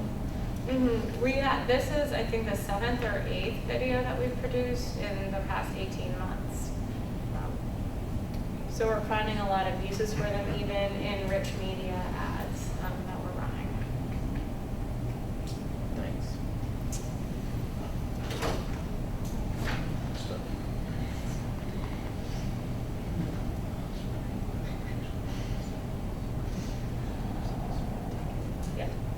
And then, it's always great to end on a high note. Right now, this is award season, not only for movies, but also for marketing and advertising.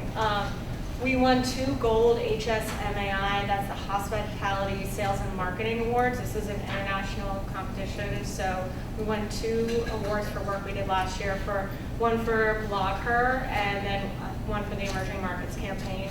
And then the booth won Exhibitor Magazine's first ever portable modular Best of Awards. We were the best 10x10 booth, and then we also won the People's Choice Award, and we were the only company or entity to win 2 awards. In our category, in the 10x10 category, we beat out NASA. Pixar, Disney, L'Oreal, Valdo were also up for the People's Choice Award. So we were really in really great company there.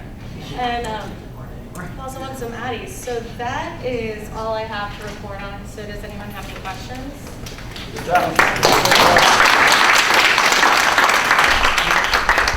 I just want to say, You're like the last one.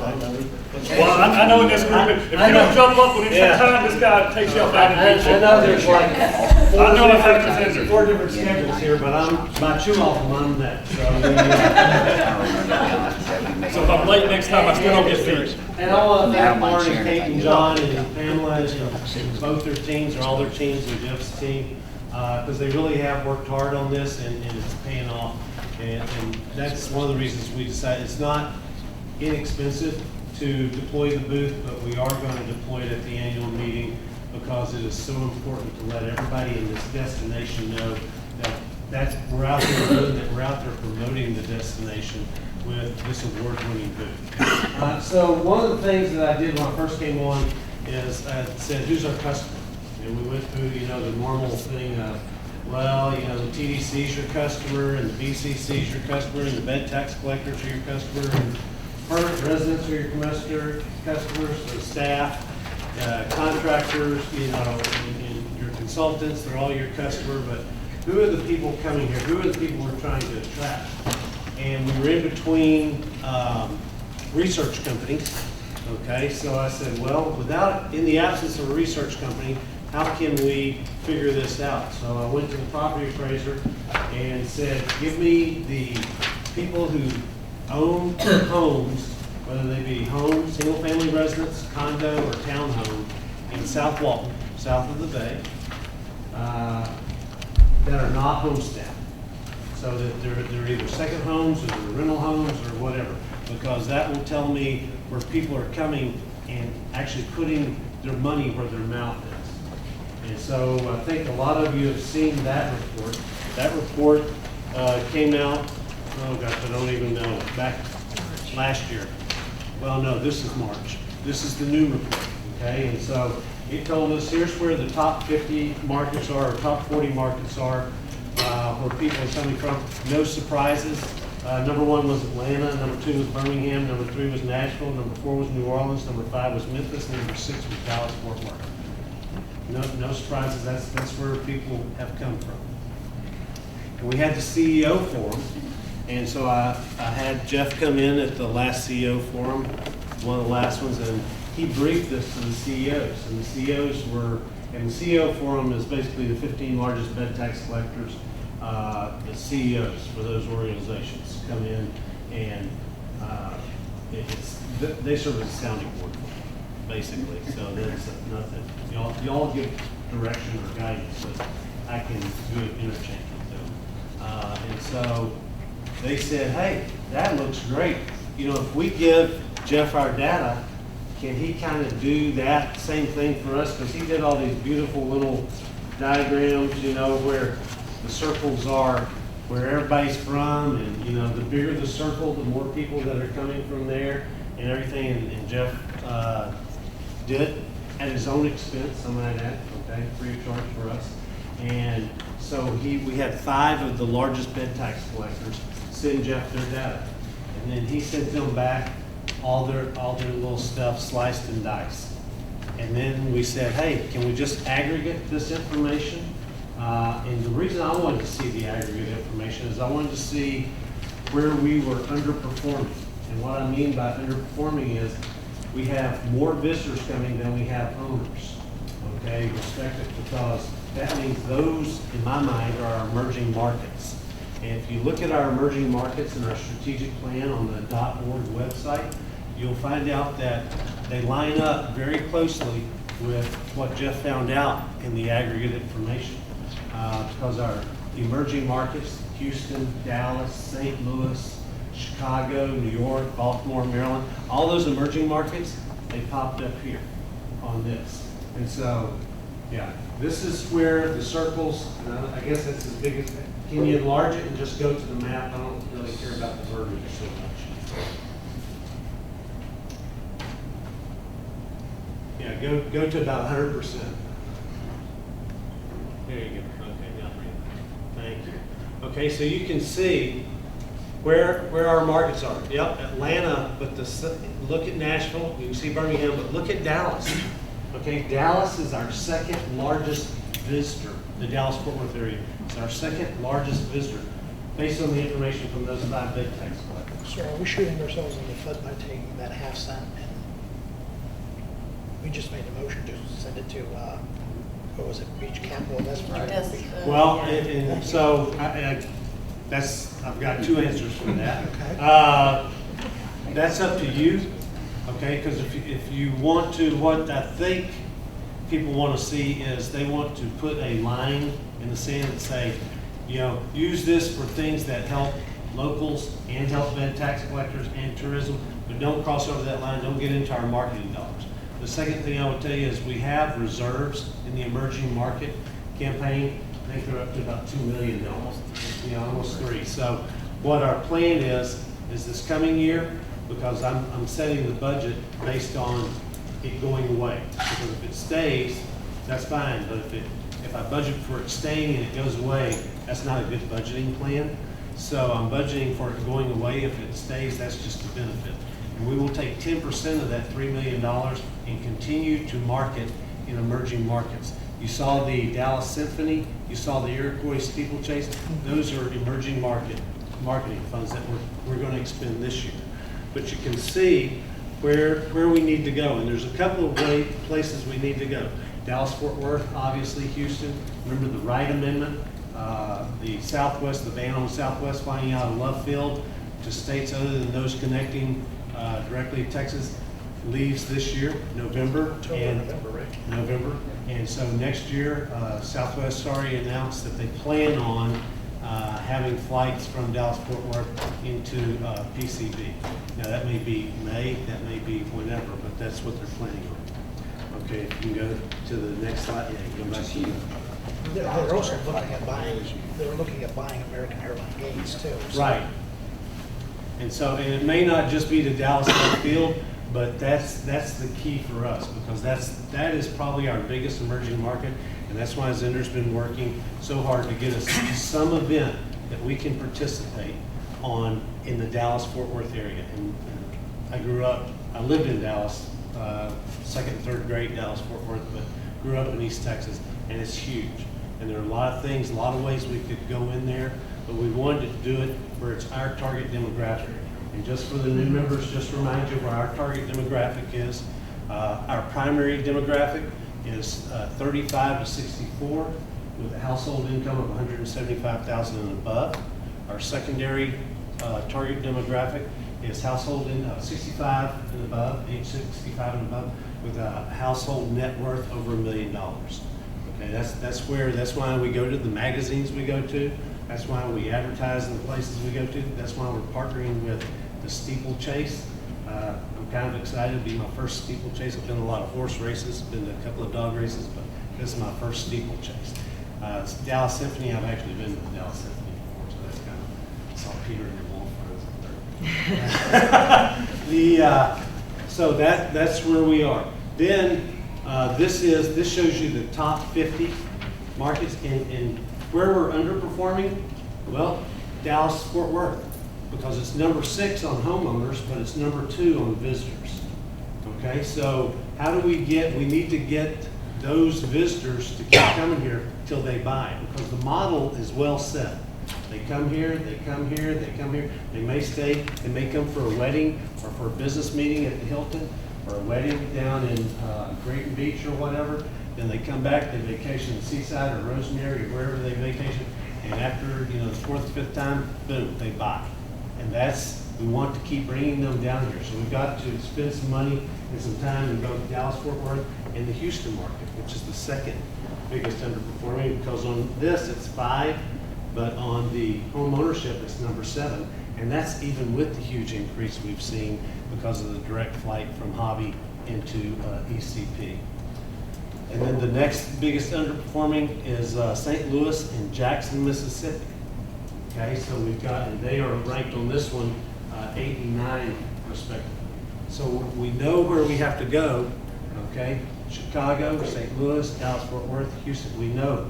And we're going to focus, or we're in the process of focusing our funds next year on those emerging markets, our emerging market funds. This will be on the website on April the 20th, okay? Because the pledge I made to those bed tax collectors who gave up their information was I would hold it for 30 days to give them time to analyze it while the staff reviewed it, while you had a chance to see it and be briefed on it, you know, and so I could go talk to the individual Board of County Commissioners, but once I'd done that, then it would be public.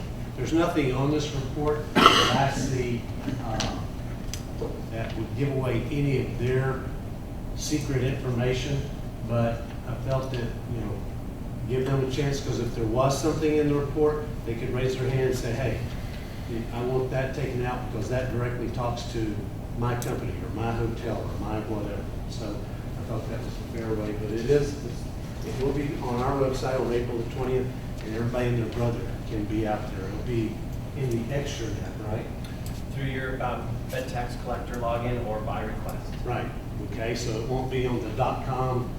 You can access it, I guess, through the .com. We've kind of configured a password protected website without having a password protected website. So it's through the extranet. So what are your questions on our aggregate, you know, destination report? Good. Okay, thanks. Followed by John.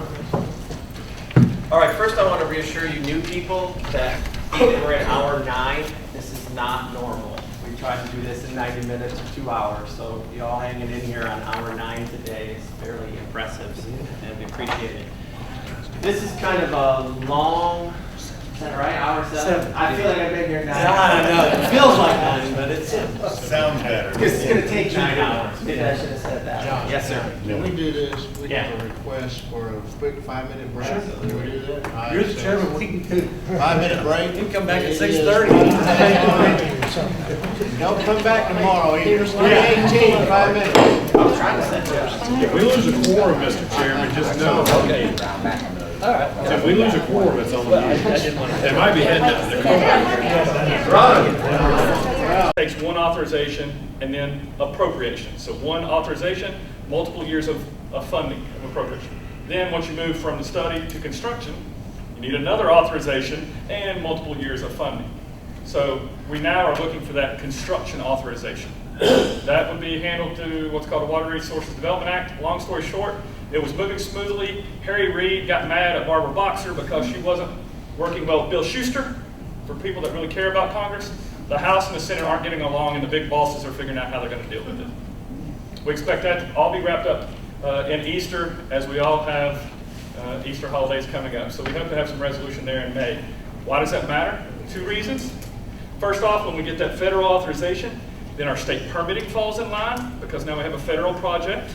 And also it helps us when we go after what we need to get next, which is our construction easements. Many people are aware, and we talked about it. We released our first draft of the construction easement in December. It was then talked about in a workshop in February.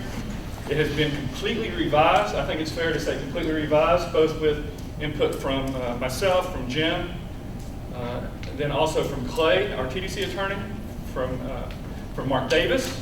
The county attorney weighed in addition to the Mobile District, taking in a lot of comments of the public. It's been cleaned up dramatically. That will be released again tonight. All of that information is also going to be put on the website. But those issues are being worked through, so that's kind of what our responsibility as TDC is. The final thing that's going to be talked about tonight is the actual project design. We literally flipped through it piece by piece yesterday with our committee. Tonight, the Mobile District is coming back over for this workshop. Their real estate person came to the last one to kind of talk about the easement. Now the engineer's coming to talk about the project, and they'll be going through it. She'll be heading the discussion on that, and then we'll also go through the easement and show everybody where we changed it. So that kind of brings it up to what we're doing. Public relations, permitting. The upcoming steps, like I said, we're going to continue to work on that authorization and try to keep moving funding, working on the easements, and then tracking the state permitting. That's kind of the fast overview of what we've got going on. There's a ton of information on the protectwaltoncountybeaches.com website, and I'd be more than happy to chat with anybody. We are slowly releasing this information, which leads to a little bit of frustration on the individual standpoint, because they're like, what are you doing, what are you doing? Well, we don't release it until it's to draft form. You know, you can't release pieces and parts. And now we're to the point where the design is done, so we're releasing the design. The design was literally finished less than a week ago. as were the easements last. Does all that fall in line with the hurricane season and the high hurricane season? There wouldn't be any timing issues if we did it at one time. Oh, we're not talking about this year. Yeah, so we're. Oh, I see, okay. Yeah, we have to have authorization, federal authorization before the feds can budget for the project. We're getting the money from 3 pots of money, federal dollars, going after a state grant, local funding. The local funding is through bed taxes, through beach nourishment. If you remember the conversation earlier today, it was that third cent. So the third cent is money that we've collected since 1998. We used it for Western Walton County, but it'll be that pot of money and also the reserves that are built up on that penny of money would be what will go for the local funding source. So we're not anticipating any local extra assessments, any ad valorem assessments, any municipal services benefit units, none of that. We think that it can be covered through the currently collected bed taxes and reserves. Has the Western project, is it actually been paid for yet? I think we're done one last year. This is the last year. Yeah, I think this will be the last year. And then the plan will be that we'll have to bond, we're going to have to get another loan. We aren't going to be able to pay that out of pocket. The local share is going to be about 50% of the project. Right now, it's estimated between 60 and 65 million. Will be the local share. Yes, you can't answer this, but when do you think would be a reasonable time to start moving sand, and how long would it take to start moving? I'll start with the second question first. I think based on the amount of sand it's going to take, and we're looking at 18.8 miles, it's probably going to take a good part of a year, if not a complete year. So it's going to hit all 4 seasons, no doubt about it. As far as when it would start, I can tell you it won't start before October 15. That would be the earliest, and the reason why I consider it definite is because the project hasn't been federally authorized, so the Corps of Engineers couldn't budget for it, even if they wanted to. Until you have an authorized project, the Office of Management budget and headquarters isn't going to let the district budget for a project that hasn't been approved. So that would be the earliest, would be 15. 2016 probably? That would be the earliest it would be. We have, on the local side, we anticipate being ready to go when our partners are ready to go. It has to fall all within that a year's length. It doesn't have to. I was just saying that's about how long it could take. I'm just wondering if it could halt before our in-season starts, so we're not hindering any tourism or. That's. Because you know as well as I do is that's the first thing somebody's going to do is text your blog. Oh, it's great, but we got big giant pipes and offshore. And we built Western Walton County. Part of that had to be built during the season. Yeah. And typically what happens is you close down, they work within about a 700-foot segment that is closed at any given time, and it moves off in about 3 days. So yes, there is, whenever it's going on, there's going to be roughly a 700 to 1,000-foot section of beach that will be closed down. It goes 24 hours a day, moves about 300 to 400 feet a day. So in 3 days' time, that 1,000 feet is moved on down, and what you do is the pipes may be there, but they build little sand bridges where you just walk over the pipes. As I recall, it was almost a tourist attraction when they were doing it last time. For some people it is. Some people it is. But no, they do a lot of work to try to minimize those impacts, but it is, it's 18.8 miles and over 3 million cubic yards of sand. It's not a small project. It's 5 segments though, and I'll end with that comment because that means that if anything comes up to where we can't build Brad's segment, well, you may be able to go on and build John's segment because, say we have all the construction easements for John. That's the question that always comes up, what if you don't build? Well, maybe we could build John's segment and Brad gets left out. So there's ways to break the project up into pieces. So it's not all dependent on 18.8 miles. We want to build 18.8 miles. Got it. Yes, sir. Right, you have this turtle season also that you got to work around, don't you? Yeah. Especially in our area over here on this end. It's actually not that bad. You have shrimp trawlers that go out in front of the dredge and with their nets catch the turtles and relocate them. You also on the front of the dredge itself is like a big vacuum cleaner, 2 big arms going to the water, and they have actually grates on the front to try to limit the takes. And the final thing on that is the sand that where we're getting it from is about 3 miles offshore, pretty much straight offshore of the Sandestin, Western Walton County area. That sand out there, it's very flat, and all we're doing is kind of like a little beach ridge, and so we're just skimming off the top. And so there's not a lot of chance for turtles to kind of get trapped up underneath there. Where you get into troubles when you're shaving off the side of a ridge, like we had to do in the Western Walton County project, was in the East Pass. And so the side of the bank would be like that, so we'd be dredging off the top of the bank, so you'd have this big open area. And that would, typhoon them up in there. So even though it's turtle nesting? We have processes to work through that, and we had to do that last time. Just in case we have some lack from the public. Any other questions? Yeah, Brad, can you elaborate on how the parking is of value to the beach recreational program? Sure, I'd be glad to. Parking affects us two ways. The first way is the way that Jim highlighted very clearly is with the state, and that's where we have the biggest impact. Typically, the way the state funds projects is first you have to have an area that's being critically eroded, which we're working through that process. And then second, it's based on parking spaces per mile of beach with restroom facilities. And what I mean by that is if you have 100 parking spaces, publicly accessible parking spaces, with a walkover, with a restroom facility, the state, that's called maximum funding credit, the state will cost share that entire mile of beach. They'll pay 50%. So that's the best you can get. That's if you have, right here, Van Ness Butler parking lot. We have 101 spots, restroom facility, walkover. So there's a mile of beach that we get full state funding credit for because we have the 100 parking spaces, the restroom, and the walkover. A lot of places we don't have that. In a place where you just have a walkover with no parking, you just get the width of the walkover. If you have very numbered of parking spaces, the way that works is for each parking space that you have at a walkover, you get 52.8 feet of credit, which is why that times 100 is a mile. That's where they come with the 100 spots per mile. So say you have 10 spots, you'll get credit for your walkover and 528 feet. 214 on each, 264 on each side. Fast math. So it kind of just depends on what you have. But you have to get over 50 spots of credit, you have to have a restroom. So you can get up to 50 spots without a restroom, but you got to have a restroom to get over 50. You can have 75 spots with no restroom. Wellstel area has over 100 parking spots. Doesn't have a public restroom. So we will get credit for the width of the access, an entire long length. But when you go outside of that, you only get up to that half-mile credit because there's no restroom. If there's a restroom, get another half-mile credit because they got 100 parking spots. So that's the state side. Quick answer on the federal side. They look at it a little different. They give it more of a, is there an access and ability for people to get down to the beach, a public access? Not only get the number of parking spots, but they want an access and what they call reasonable access to the beach. We have a lot of our places, say you have 20, 30 spots and you have single family residences, that's reasonable access for that community to get to the beach.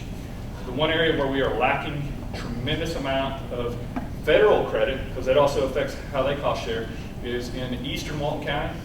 We have 3 walkovers with no parking, and then we have to go all the way down to Inlet Beach as far as true publicly accessible. So that's a desert where we get no funding, no federal funding or state funding.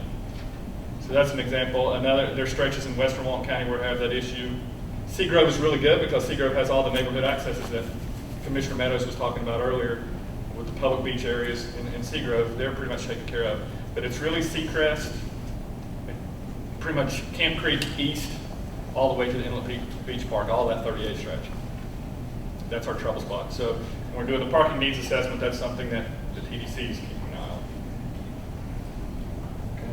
Any other questions? You don't have anything to do tonight, hour and a half, come join us. We'll do it again.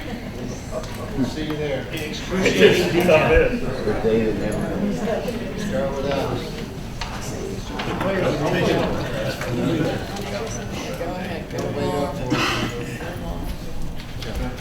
I promise y'all are just about done with me, but yeah. I do get to share with you on my brief update that we talked a lot about all the effort, but these 5 awards are Walton County folks having worked hard and receiving Addies for Emerald Coast. This one is for Sabre South Walton, myself and Angela and Jennifer Jones, which is a local vendor, contributed to this recent win. This is for Jump to Funk, which was featuring Andy Szynski, and that Shannon Hagan and Kelly Carter contributed to that. This one is Meet You in South Walton, which was a sales-based brochure with Pamela Watson, Shannon and Carly, who was here earlier. And the 4th one was the same Meet You in South Walton with Pam and Carly regarding a different category. And then the last one was the Sabre South Walton, again, for a non-traditional approach. So we're very lucky to have a powerhouse agency like Zender that does good work, but you've also got your local team that at times gets a little bit of sunshine. So thank you for letting me share those with you. Attaboy. You guys have done enough here today, but we are going to beg you to stay 45 seconds after the gavel falls at the end of this so we can get a picture of our new council. And we'd like to do that with those awards if you'd be willing. Two other just quickies. We do normal stuff besides this every day. We're working on getting Atlanta Eats TV to come down. They want to feature this as a big culinary segment. So we are working on that in the PR end of the world. And I think everybody knows, but April is a big signature event month for us.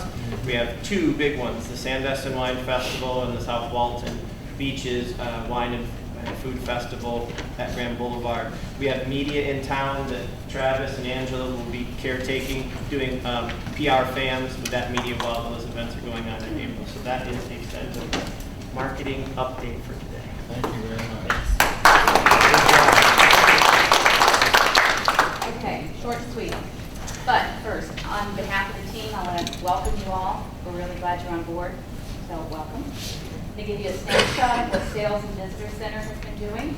January through March, we had 4 leisure shows, and they were all up north: Chicago, DC, New York, Boston. It was very cold up there. And we were a breath of fresh air. We brought sunshine. They were glad to see us. And of those 4 shows, each of those shows averaged about 25,000 attendees over a 2-day period. So we talked a lot, visited a lot. April through May, we are hitting our meeting shows. We are partnering with Visit Florida. We have 3 VIP events in Atlanta, DC, Chicago. Visit Florida takes 10 partners with them. It can be a CDB, a TDC, or a hotelier. They go to those cities. They have a small, intimate event, 40 to 50 planners, and so we are happy to partner with Visit Florida. Last August, we brought 5 meeting journalists to South Walton, and in the hopes that they would do articles about us. Two did, and in March we had 2 more articles. One was Convention South, and they called out Hilton, they called out Seascape, Sandestin, and Topsail, so we were really proud of that. You should hear us scream in the office when these publications come in. We read the articles. The other one was Meeting Focus, and I think that's in your packet. But the journalist that came, Eric Anderson, he's from Iowa, and it's Meeting Focus. He'd never been here before, and this is what he said. We all know how wonderful the destination is, but this is what he said. I almost don't want to write about my trip to South Walton, as it will draw more attention to this gem of a meeting destination, which showcases a side of Florida the more nationally known tourist spots lack. So that, that's really something. He didn't want to write about us. He didn't want to tell about us. So that was pretty cool. So we were very happy about that. I want to give you a snapshot of the Visitor Center. They have been very busy the last few weeks with spring break. January, February, March, as of last night at 5 o'clock, they had 5,737 visitors. Yeah, January, February, March, 5,700. So they are busy. Those ladies are busy.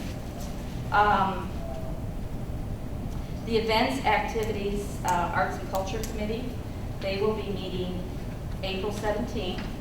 And I think in a couple more days, that sponsorship application. It's due the end of the day, Thursday. Okay, Thursday, that grant, you have to get your grant application in. And then on the 17th, we will meet at the TDC and the 9-member committee with Pam. They will rank those applications. And in the past, I think we've had 22 to 25 applications. So we don't know how many we'll get until Thursday. So, any questions? Okay, Thank you, Pam. Great job.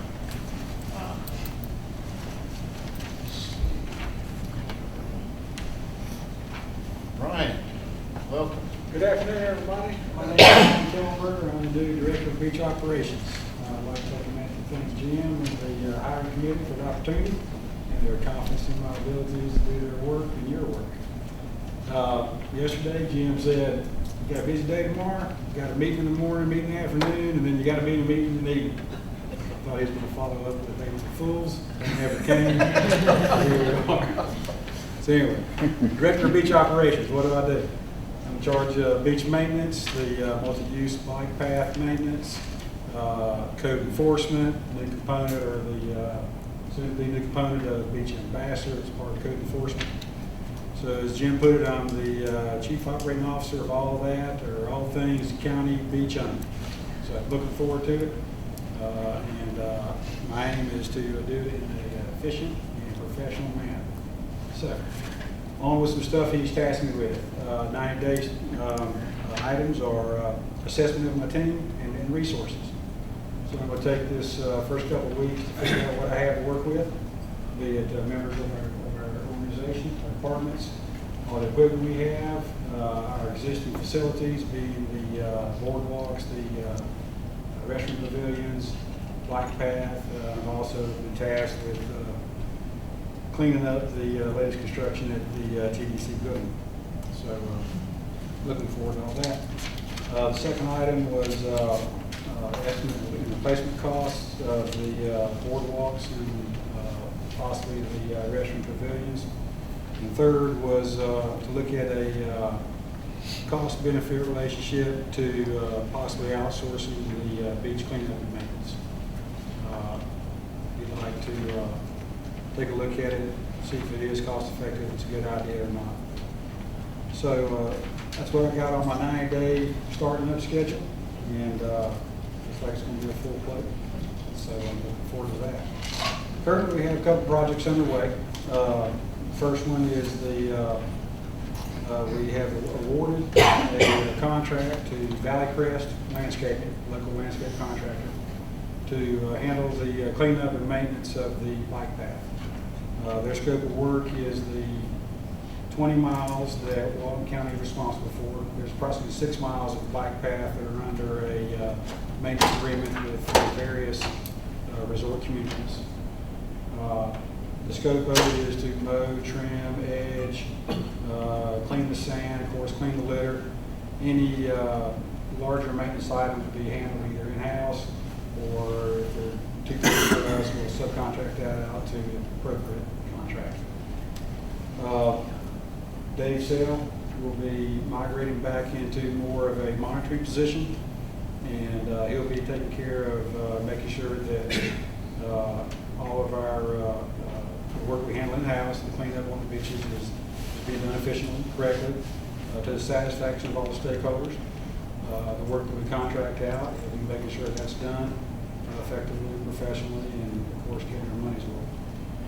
The second project is the reconstruction of the boardwalk at Graven Beach on the eastern drive entrance. There's an existing boardwalk that's being replaced with the same length and size of boardwalk, same material, pressure treated pilings, substructure, and Trex decking. It's being raised up a little bit to accommodate a new level of the beach. Does not have a handrail. It'll have a toe kick to keep wheelchairs from falling off the edge. So it'll be exactly what we have here now. And the last project is the painting and restoration of all the restroom pavilions on our regional and neighborhood accesses. We contracted out with a company called Bayside Coatings.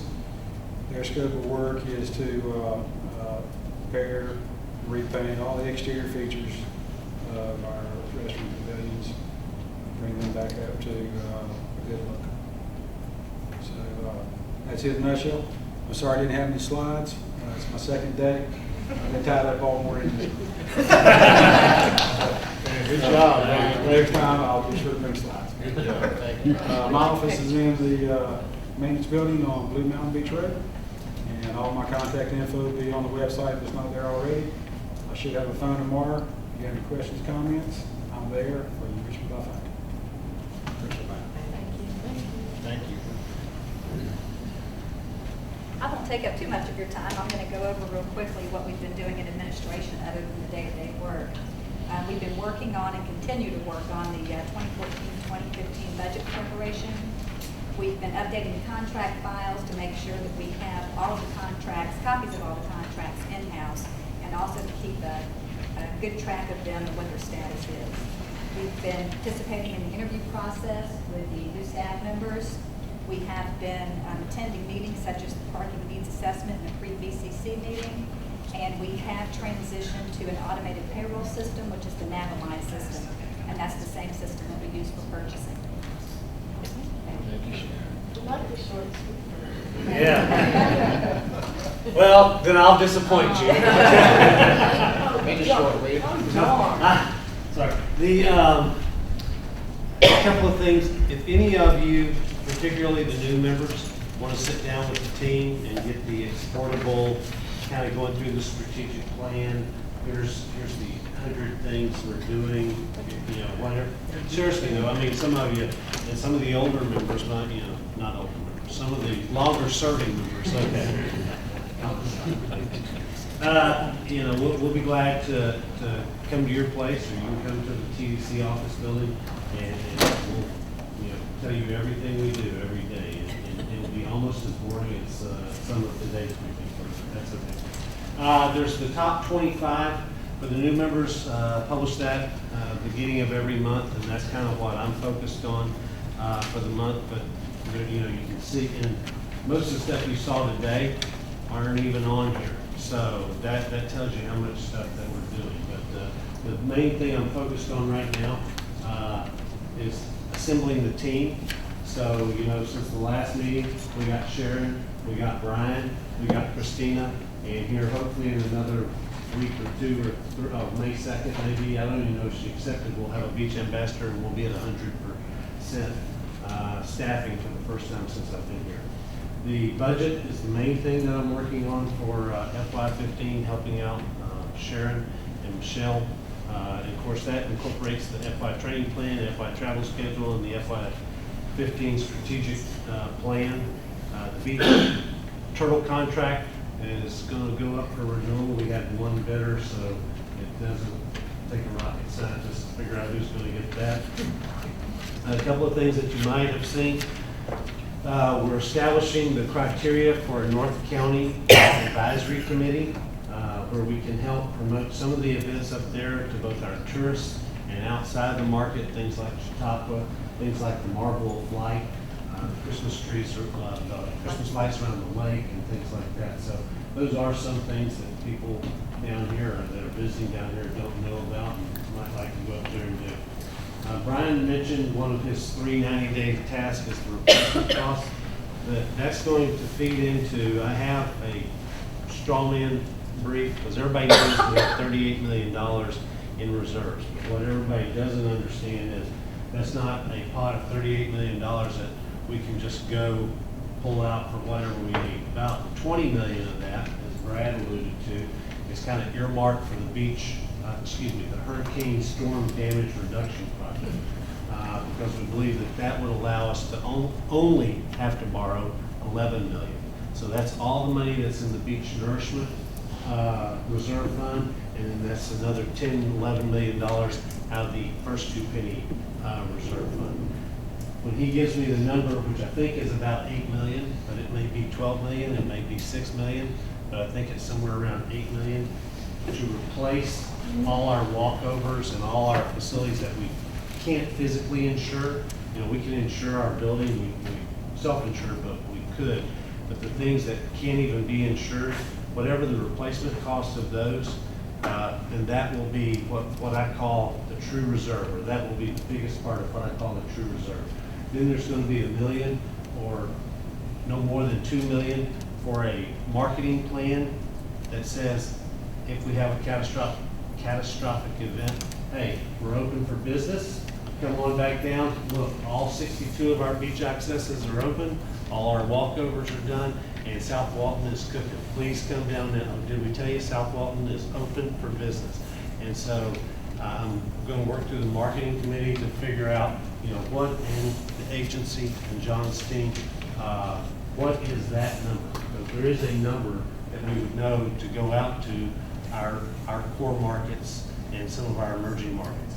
And then there are a couple of other things that eat up to where I think right now we have $5 million or so that, and because of the way the pennies are, because everybody goes, oh, you got 7.7 million from BP. Well, actually net, we got about 6.2, 6.3, and the clerk, following the statute, said, okay, that means 3 million goes in the first 2 penny reserve.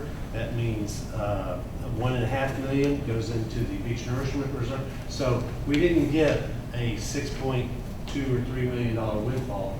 We got more monies in each one of those buckets. So we can't take the emerging market reserve part of the BP settlement and go repair the bike path, or we have to spend it on marketing, or bringing in marketing in emerging markets, or bringing in a low-cost air carrier, which is what it's set up for.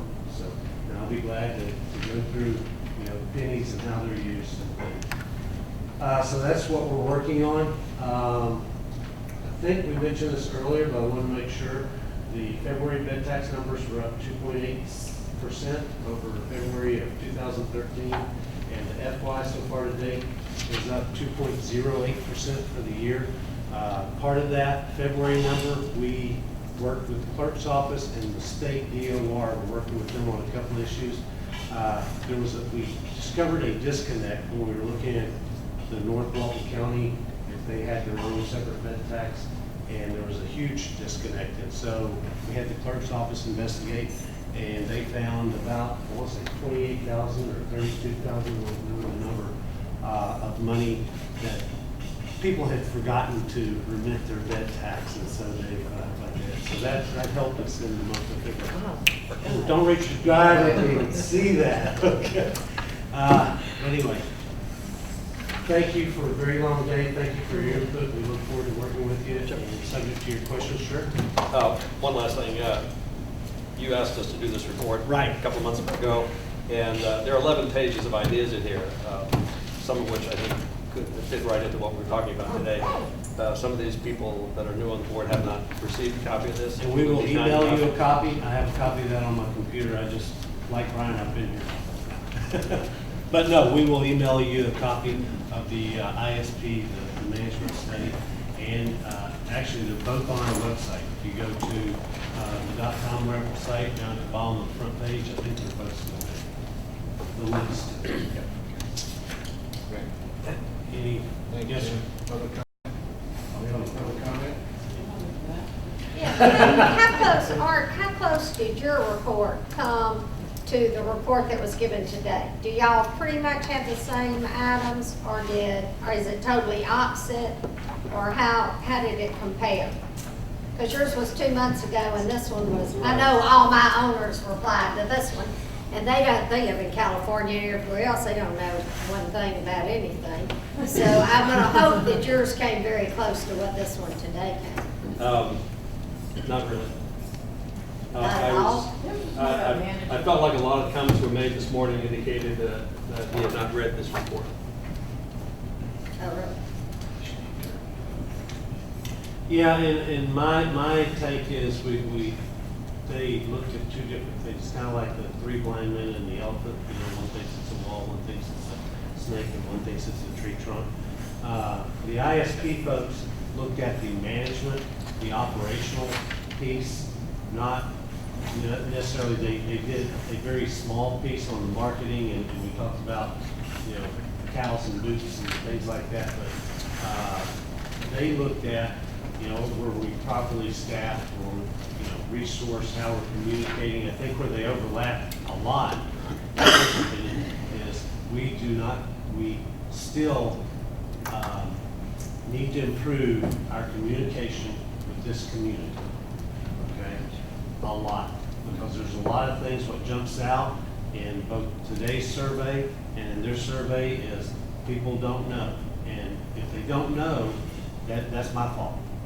Okay, if they don't know that we have eco tours going out of the Kellogg property, if they don't know about all these other things going on, that's my fault.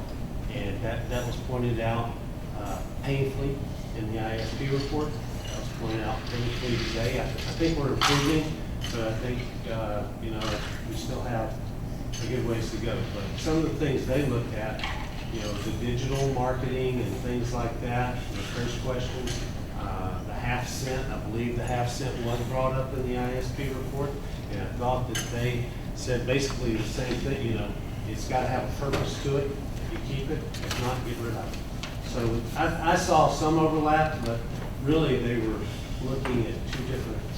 I think it's kind of sad that y'all spent all day today here, and that I think two bed tax collectors were here, Jenny Daly and I, and we're the only two that cared enough out of all the bed tax collectors. Maybe there was somebody else here. Yeah, there were some.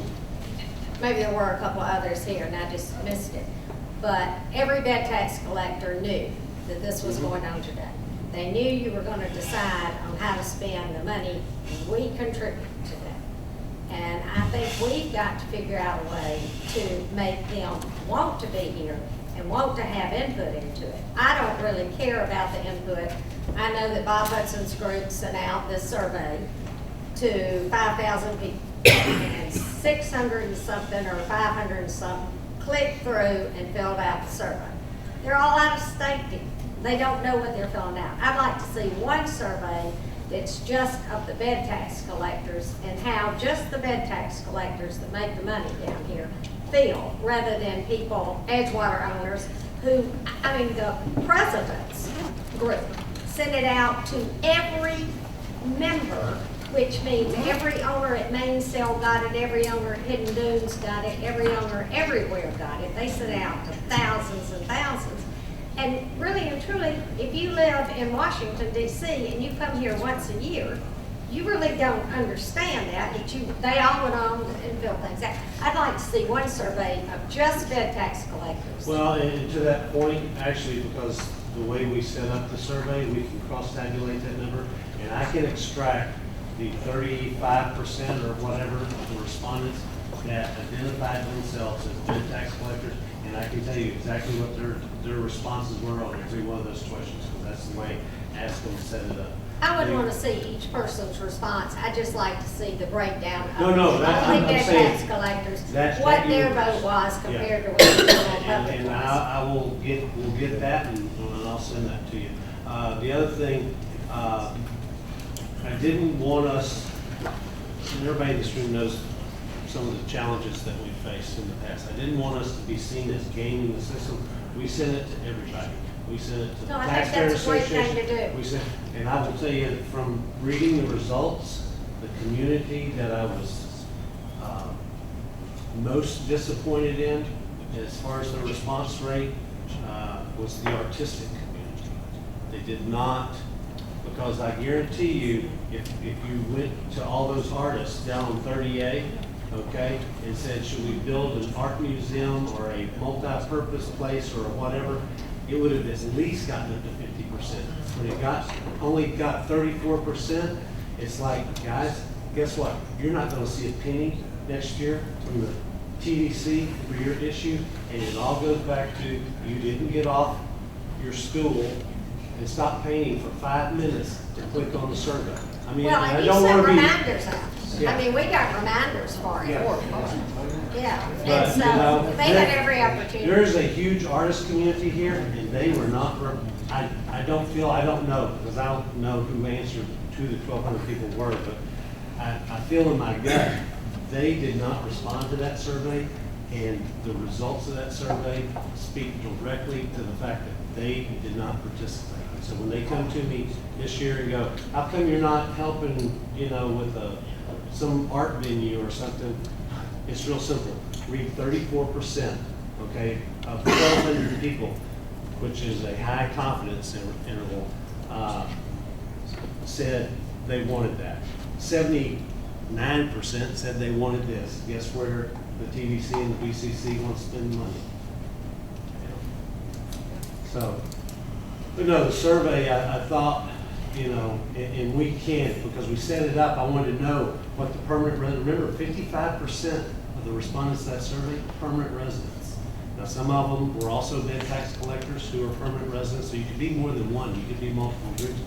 55% were not people from California, were not people from Atlanta. They were people that live here, permanent, every day. And so that's a pretty powerful, I mean, you're talking, you know, 600 and some odd voters out of 1,200, you know, that say, this is what we want.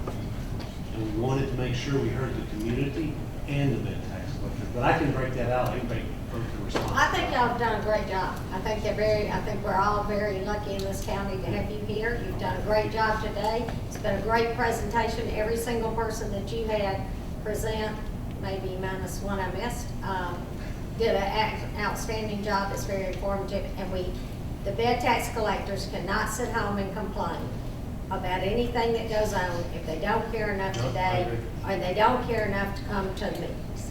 Like I said, people don't show up until there's a Fire. there's a fire. And I think it's a testament though that this year that, you know, we didn't have a lot of people in the audience screaming and yelling like we did last year. I think this is a testament that you know, things are moving in a very good direction, and that I think the public is satisfied because you're not hearing from them. I'm glad it wasn't the facilitator. No. I'm sorry. Yeah, last year's facilitator, I can't remember that guy's name, but God. Took some lunches last year. I think it had to do with the smallness of the room and the heat. I remember it was really hot and small. Remind you of the picture, please, and I just want to, you know, one last time, thank our team, because even on their first real day, yesterday was kind of a late day, but you know, on their first real day, with the whole team, they really worked hard to try to get this presentation and everything together. And we wanted to make it as quick as possible, and I accept full responsibility for the tram brief. Okay, and I will never do that to you again. If I do, just fire me. Thank you very much. Hey, also, Jim, I just want to say, from the board's point, Sharon, Brian, Tracy, thank y'all. Well, welcome to the board, and we're glad to have you. And I want to encourage the new board members to also, as Jim has mentioned, please get with the directors. They will give you a world of knowledge and get you on the right track real quick, and it will help, you know, the board overall too, just FYI. And I want to thank the TDC staff and Jim, the group, for such an excellent presentation, much less, and congratulations to Addis. Yeah. That's wonderful. Yeah. Great session.